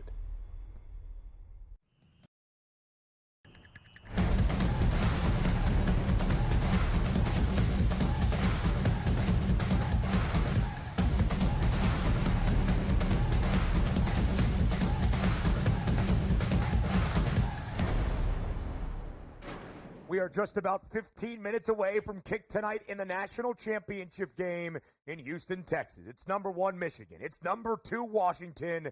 A perfect and undefeated 15-0 national champion will be crowned tonight in the Lone Star State. A 5.5-point spread in favor of the Wolverines. The live total sits at 55 and a hook. A quick question about the game overall, then into our betting cards for one final time in the 2023 college football season. First, Joe, we start with you. A 5.5-point number in favor of Michigan. Again, that total stands at 55 and a hook. What is the key matchup that will determine a national title winner tonight in Texas? I think it's the secondary of Michigan going up against those wide receivers. If Michael Penix has success, I think they pick apart that defense, and they're going to win this ball game. 5.5. I took the points, and I took them on the money line plus 172. I think he's the more complete quarterback on the defensive side. I think they could force J.J. McCarthy into some mistakes, limit possessions by them, and force them to work down the field.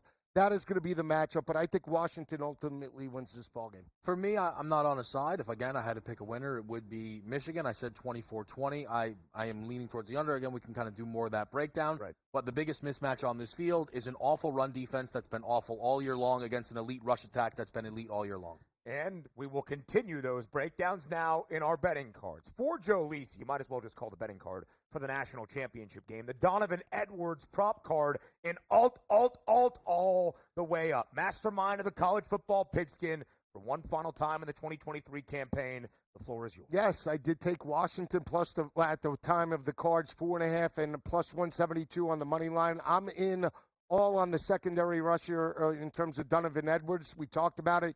3 rushing touchdowns on the year. Hasn't really performed up to expectations, but in big ball games, you need to break tendency. Not only that, fresh legs. If they're going to work Blake Corum in terms of this ball game the way we think he is, I think it's Donovan Edwards. Kevin brought up last 3 games of the regular season, 10-plus carries. He's the home run hitter. He's the speed back that can get from point A to point B. Took him over the 25.5, altered him as high as 80 yards in terms of plus money. Also took him over the 14.5 receiving, altered him up to 40-plus in terms of that ball game. I think he could score plus 185, guys. The one player on Michigan outside of Donovan Edwards is Cornelius Johnson, plus, I believe it's plus 230 or 310 to score a touchdown tonight. And keep an eye out for Westover as well.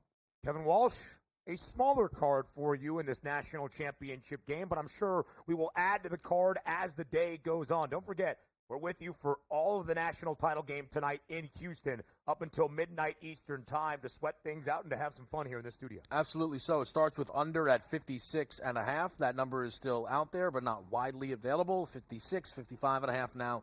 The number dropping a little bit as we get closer to kick. The Michigan Wolverines are one of the slowest teams in all of college football, with one of the highest rush rates in all of college football, playing an opponent that has really not proven any ability to stop the run throughout this season.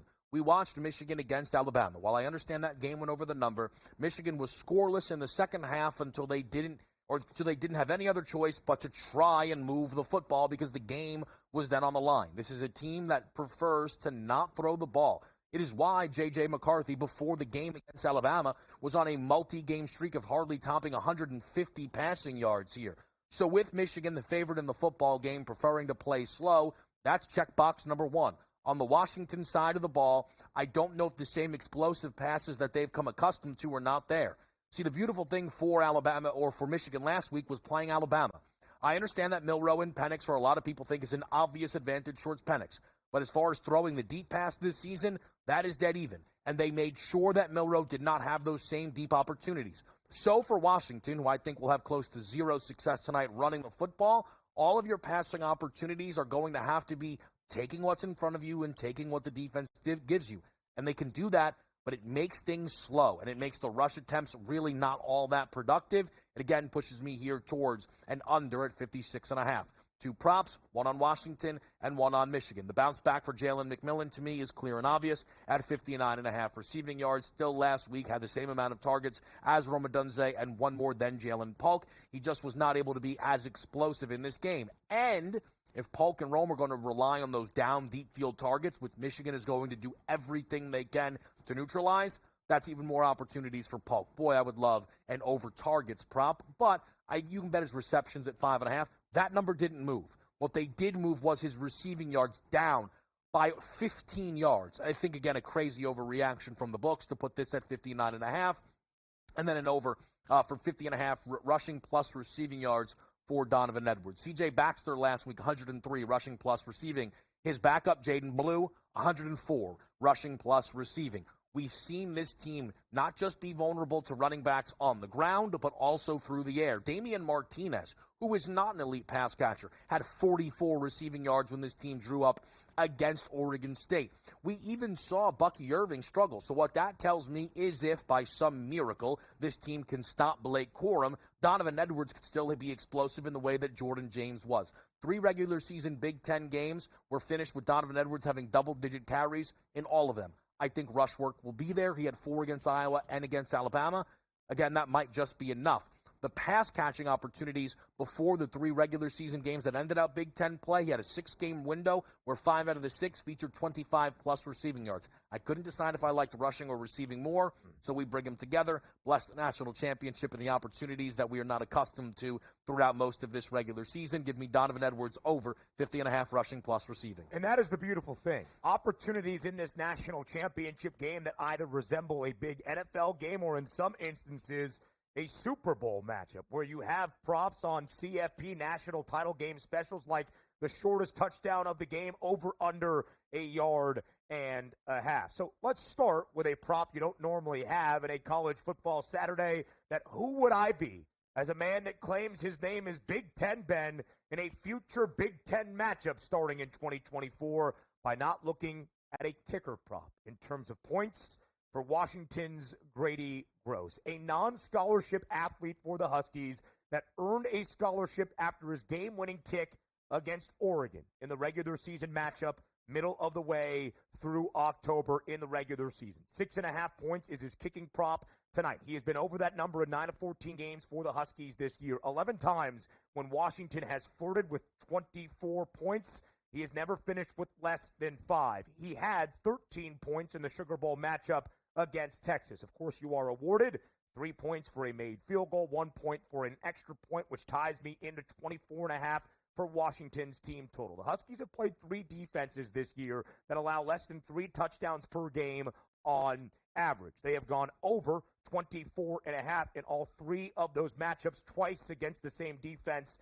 That was Oregon. 34 or more, against the Ducks in both games, 35 against Utah, 31 against Arizona. I think there is one path to victory tonight for the Huskies, and I hold a 2-1 national championship ticket on UW that I claimed as we were together last in the Sugar Bowl a week ago. If Washington is going to win a national championship tonight and pull an upset over Michigan, I think they have to go through 24.5 points. And a long time ago, when there was a lefty quarterback for a smaller football program in Bloomington, Indiana, I started a fan club known as the Michael Penix Jr. for Heisman Fan Club back in 2020. I ride with my guy one more time. Michael Penix Jr. over 292.5.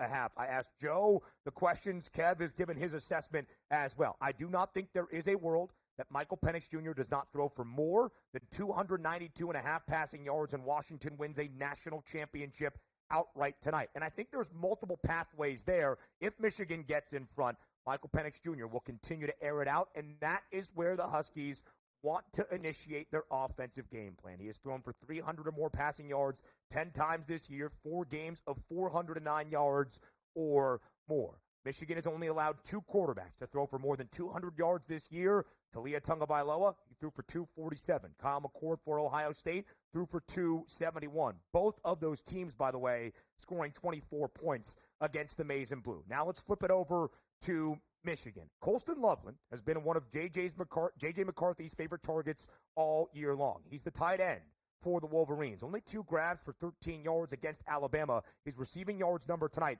is 35.5.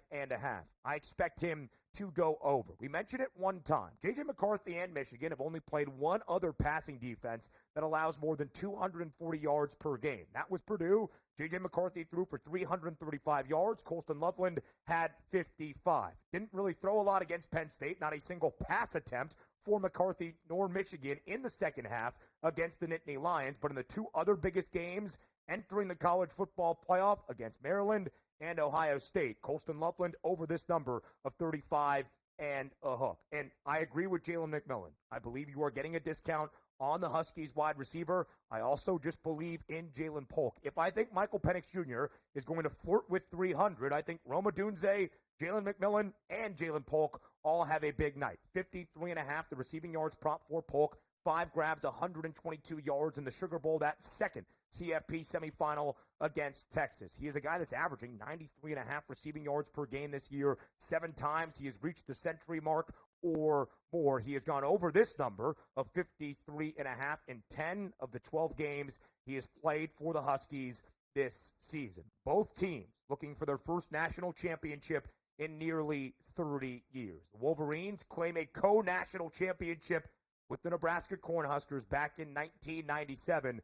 That's when newspapers and media outlets voted on who won a national title. The last national championship, also a co-national title for Washington. That was back in 1991 alongside Miami. Tonight's national championship game is about to start in Houston, Texas. It's 1 versus 2. It's Michigan and Washington. It's up next.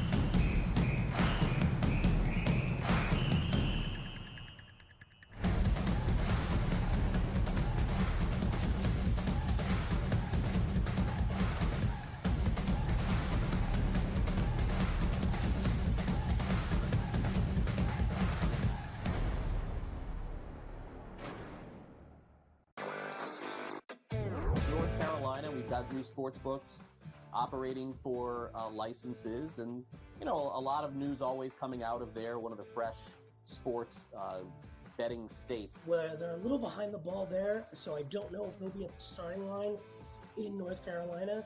But yeah, a really interesting mix of applicants this early on so far. Newswire, only on SportsGrid.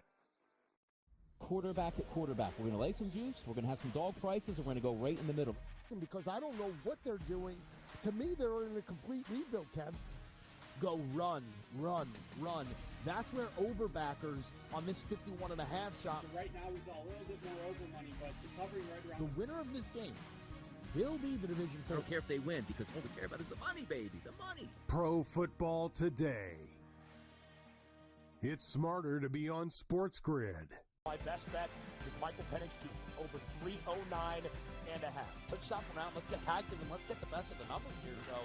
I believe if Michigan in this ballgame can run the football, work off of play action, they can move the football, put up points. Does fall on McCarthy, but I like Michigan's chances in this ballgame. National championship set. Washington against Michigan. Brothers in arms tonight. This is it. This is the most excited I think I've ever been for a day of work in my entire life. That tells you how good this league is. Jeff, you're mine. Big 12. Who's the team to beat? Well, it's always Kansas. I don't care who comes in the league. And I love Kelvin Sampson, what he's done at Houston. I don't care. So Marquette, to me, is the best backcourt in the country. Tyler Kolek's the best point guard. Cam Jones is an elite scorer who just plays with such a good pace, and he's so smart. Betting above the rim. Only on SportsGrid. we spent all offseason where the NFL said, hey, just so you guys know, running backs don't matter. If we then this year give the MVP to a running back, The irony. I am disappointed that they lost to FAU because secretly I don't really like this FAU team very much. I don't know. They're just not for me. And now they've completely legitimized the Owls. Game time decisions. Only on SportsGrid. Yay, congratulations, but the game was over at that point, so another one of those terrible beats.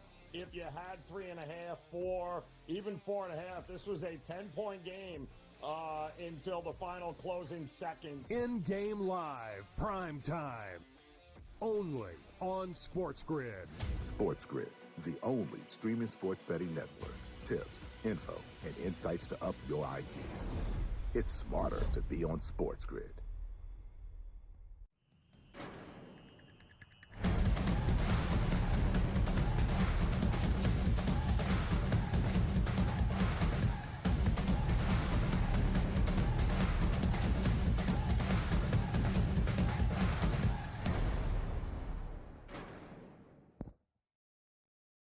CFT Live, one final time.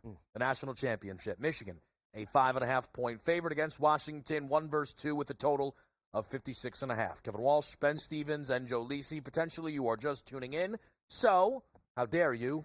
2, rapid fire, under 56.5 for myself. McMillan over the 59.5 receiving yards. Donovan Edwards over 50.5 rushing plus receiving. We did sprinkle the go for the loot. Each team for a touchdown and a field goal in each half at 16-1. Rapid fire. I'm on Washington plus the 4.5 and money line. Donovan Edwards over the 25.5 rushing, altered all the way up to 80 plus. Also took him over the 14.5 receiving, altered up to 40 plus. At plus 680, guys. Let's go. That is the Donovan Edwards betting card right there. So I am on Washington team total over 24.5. I'm on Grady Gross, Washington's kicker, over 6.5 points because kicker props in a national championship game. Next question. Michael Penix Jr. over 292.5 passing yards, a guy that has thrown for 310 times this year. I think he will continue to excel offensively against Michigan. On the other side for the Maize and Blue, Colston Loveland, the tight end for the Wolverines, over 35.5 receiving yards, and then Jalen Polk over 53.5, that receiving yards number for UW. And because I had a couple of successful NFL futures come through at the end of Week 18 and this regular season, bank account was feeling good. Wow. We are heavily invested in other areas just so we can really feel tonight on this set for the final college football game of 2023. There is something romantic about ending a college football season alongside the both of you. He said it romantic again. It's at the I said it before start the of game started. He did. To be honest with you, actually that's good because that eliminates all scoring maybe, so dead under. Dead under. Listen, the people are – what were the NFL futures? The Buffalo Bills to make the postseason when they were 6-6 plus 176 number. Whoa. Big hit. As we keep it going, had a couple of in-game live bets, week number 18.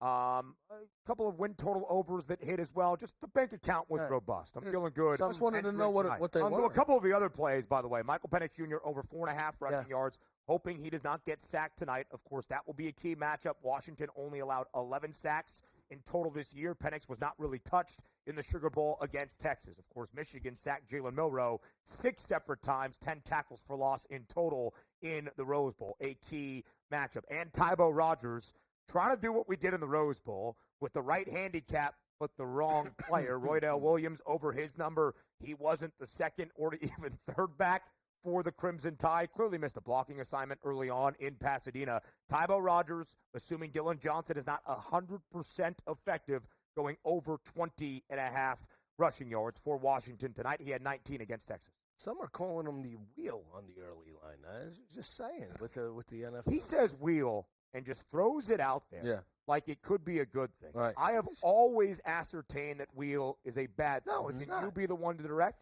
So I have as well. Yeah. I think he plays very fast and loose with that phrasing. So And is it? And We're I'm getting geared up. This is what it's all But it about. is We it. got national I've championship. told you this before. I can't help it. I get a little. If you want to crazy. draw the line in the sand before the show, just let me know. No, I'm on your side. Edwards, Alt. Right. Who would you like to have the ball first? Actually, Michigan, because I want to see if they can run the football. Yeah. If I know they can run the football, that'll open up things in terms of this ballgame. I have Blake Corum, by the way, first touchdown score for Michigan, specific first TD for team score tonight at plus 130. Of course, Blake Corum is minus 440 to find Pater, which he has in all 14 games for the Wolverines this year. Did they have, because they had the touchdown score, they didn't have like heads or tails to the coin? I actually didn't see that. I didn't see it either. I was just curious. They did have like opening kickoff a touchback. There was any player to have a 50-plus yard run. There was a couple of things like that. See, I think the 50-plus yard run is interesting because not just the running backs, but Penix. I really want to see how they attack. So there was a bet I was talking about today though that I did think was interesting. I ultimately didn't get in, but I thought it was largest lead over under 17.5. What was it? Positive money to plus? So it was initially minus 140 towards the under. But I believe it them dropped down to 16.5. I think it came back up at minus 115. So I think it was around pick 'em either side at close. 17.5 is a lot. It is, but I think you would say probably if you went through the trends of the CFP National Championship game, how many have there been? This is the what? This will be the 10th CFP national title. Would it surprise you if it was 7-2 to the yes, like to the larger lead? I mean, the last 5 have all been decided by at least 15 points. The Georgia and Alabama game from 2021 was 15 at the end because of Keely Ringo taking it down the sideline for a pick 6. But the last 5 have all been decided by 15, and even excluding last year's 65-7 rout in favor of Georgia over TCU. Average margin of victory, Kev, in the 4 previous to 2022's college football finale, 22 points per game. Blowouts have been the story in the national championship game as of late, even with the CFP semifinals over the past 2 years becoming tighter. Now, take me through the Michigan have the ball first, and I don't think maybe they're going to, but to see if they can run it to open it up. I want to see, because in that ball game against Alabama early on, I believe they did get the ball first, I believe. J.J. McCarthy almost threw a pick on the very first that play was, of the game. but their offensive line was holding up against the physicality of Alabama. Again, I want to see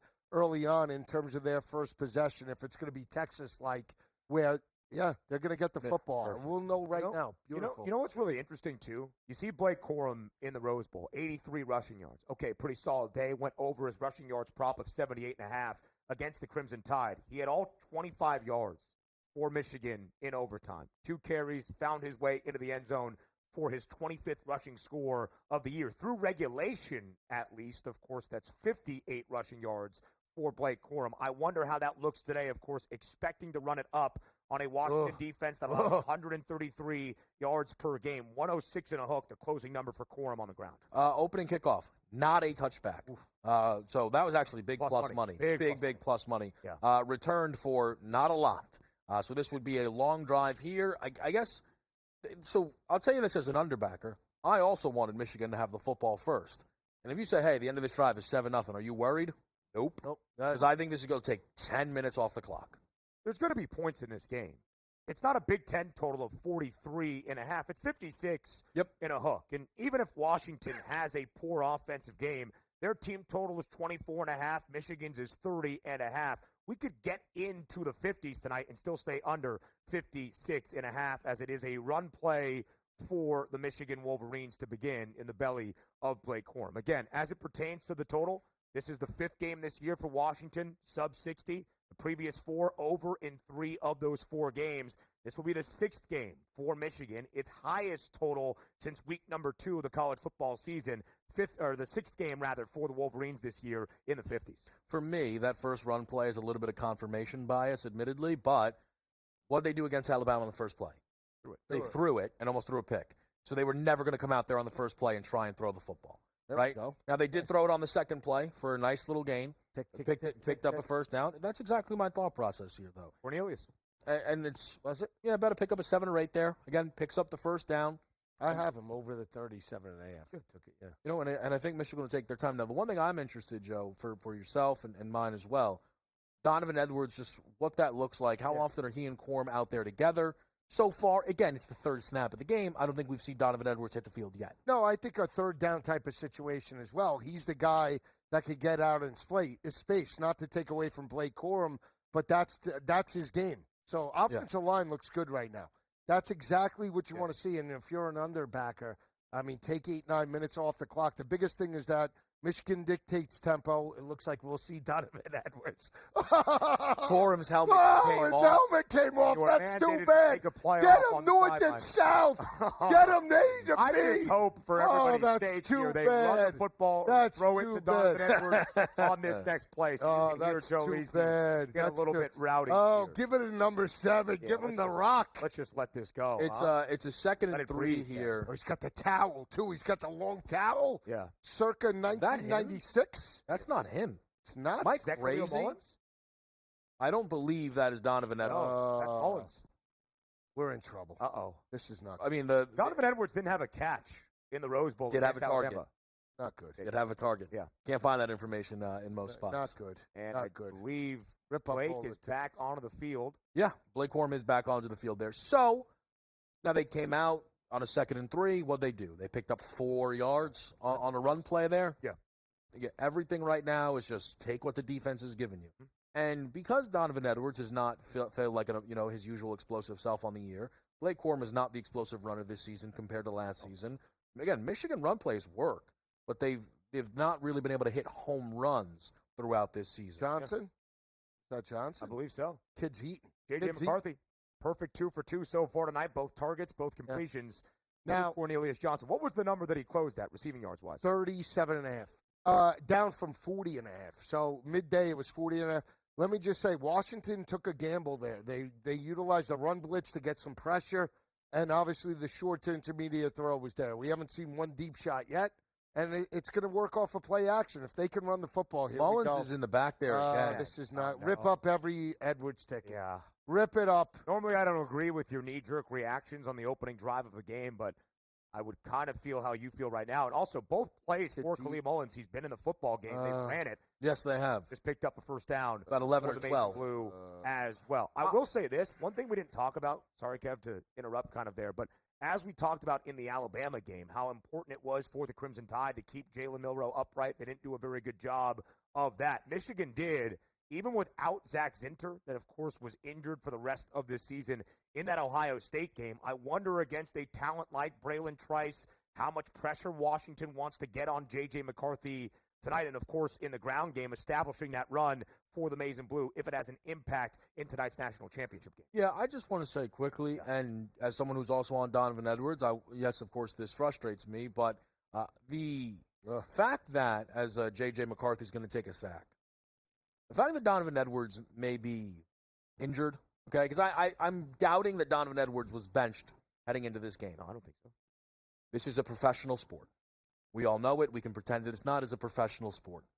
And there is a lot that goes into gambling. Obviously, it is why we are all sat here tonight. Clean up the injury reports. Cut the nonsense. Okay? Enough of what we did all year long. 9-10 weeks into the season, you think Cam Rising comes back. Enough. So the world where people have Donovan Edwards he's in. Here we and go. again, Give maybe him they the rock. like Mullins a little Let's bit go, tonight. Donovan. But those are the kind of things that we cannot see from this. There he goes. He's gone. He's gone. He's gone. He's gone. He's gone. Donovan Edwards. Yeah. How about that? Yeah. As I said, injury report fine. All day long. 41-yard sizzler. The sizzler. I can't. Donovan Edwards and the tutty. Give him 2. What was your highest rushing yards drop? 80 plus 2 tutties. They were Give him hanging. the rock. There it is. Wow, what That's a the play. beauty of it. And we have 30 seconds left in this segment. The world that normally in-game live college football playoff national championship special takes us to break. You saw the live reaction. He finally with the hit it. He mastermind finally hit a right big there. one, That's Donovan the beauty Edwards. of it. He he's finally feeling hit good. a big one, Donovan Edwards. Big Donovan Edwards tonight. That is. Hey, now if you're Washington, what do? You come out incomplete, get it back to Michigan. Come on now. Under, I know nobody else wants that. Look at the vision. What a Look run at the vision. by Put your head Donovan down. Edwards. That was nearly a loss for 2. We'll be right back here on CFT Live.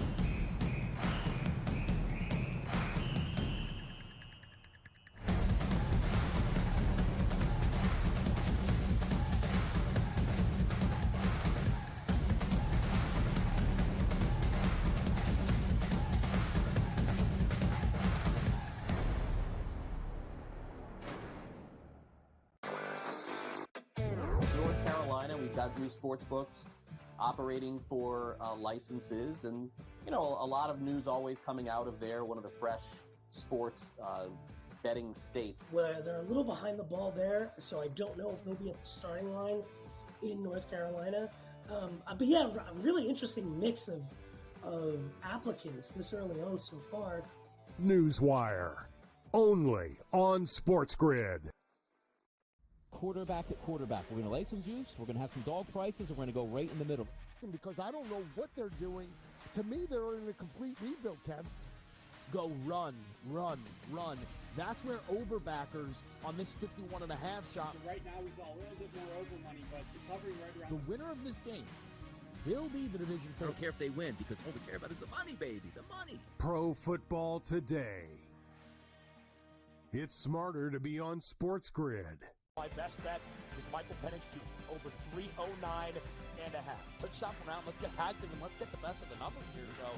I believe if Michigan in this ballgame can run the football, work off of play action, they can move the football, put up points. Does fall on McCarthy, but I like Michigan's chances in this ballgame.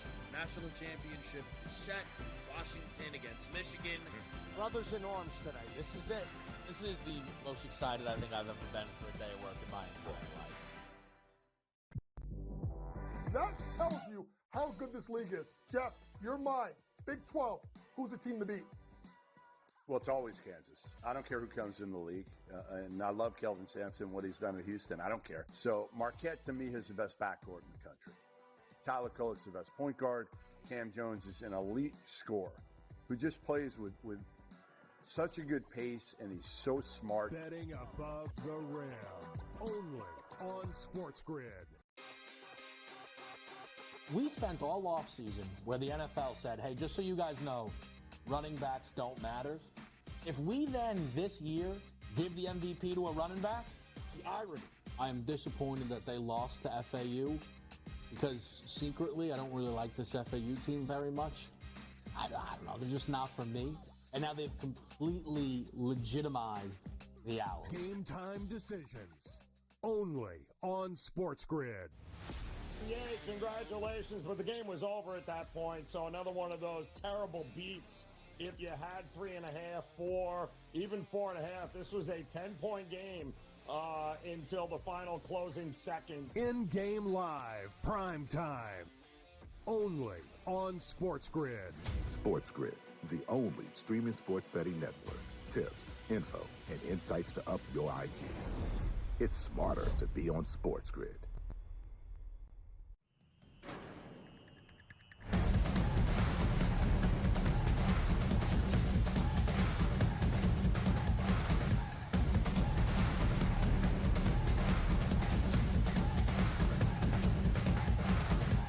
How about this reverse CFT live special?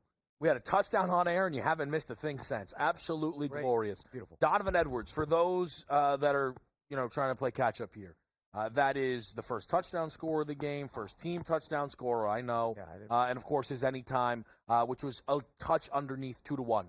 Washington football here with 10:14 to go in the first quarter. They're going to start that off with a Dylan Johnson run here. Lisi, how do we feel? He looks good. I mean, I don't know. Well, I won't make that distinction off of one carry. You're nuts. You know that, too. That's why he left, just so you know. I know that. I know, but he injured his ankle in that game, didn't he? I think it was an aggravation of a previous knee injury, but you kill me, man. Good. We're ready to put Donovan Edwards and the Donovan Edwards card to bed, and I actually agreed seeing Khalil Mullings in there for 2 straight carries when Blake Corum was out of the game. Then he breaks off a 40-plus yard rushing touchdown. Joe Lisi already alting everything up and feeling good about it. And a pitch play to Dylan Johnson. How does he look? He looks good. He looks good on good. one run. I mean, who was just- that? Oh, that's McMillan. That's right, out of a sizzler. There you Yeah, go. that's That's it. it. Might hit everybody. Everybody's going to hit tonight. Everybody. And then the game will just slow down Well, right at the end. 7-7 is good for you. 7-7 is good. Don't do 7-7 isn't good for me. I'm on the under. Now, hold on a minute. Can you just do me one quick favor? Yes. And then I'll get over it. Good. The Washington run defense is atrocious. All right, I'll agree with you in this game. Thank you. That's it. In this game so far, they're terrible. What are they allowing per carry, the Washington run? My headset. I crashed. No, your headset's good. It's good. It might be good mojo. They're allowing 11 yards per carry, 6 carries out of Michigan for 66 yards. All right. Donovan Edwards has 1 carry for 41 yards and a touchdown. Let's put a prop on J.J. McCarthy right now off the first series. They have 8 attempts, maybe. That's what I'm telling you. I mean, 10 It was very. is under and over. You beat me to the punch.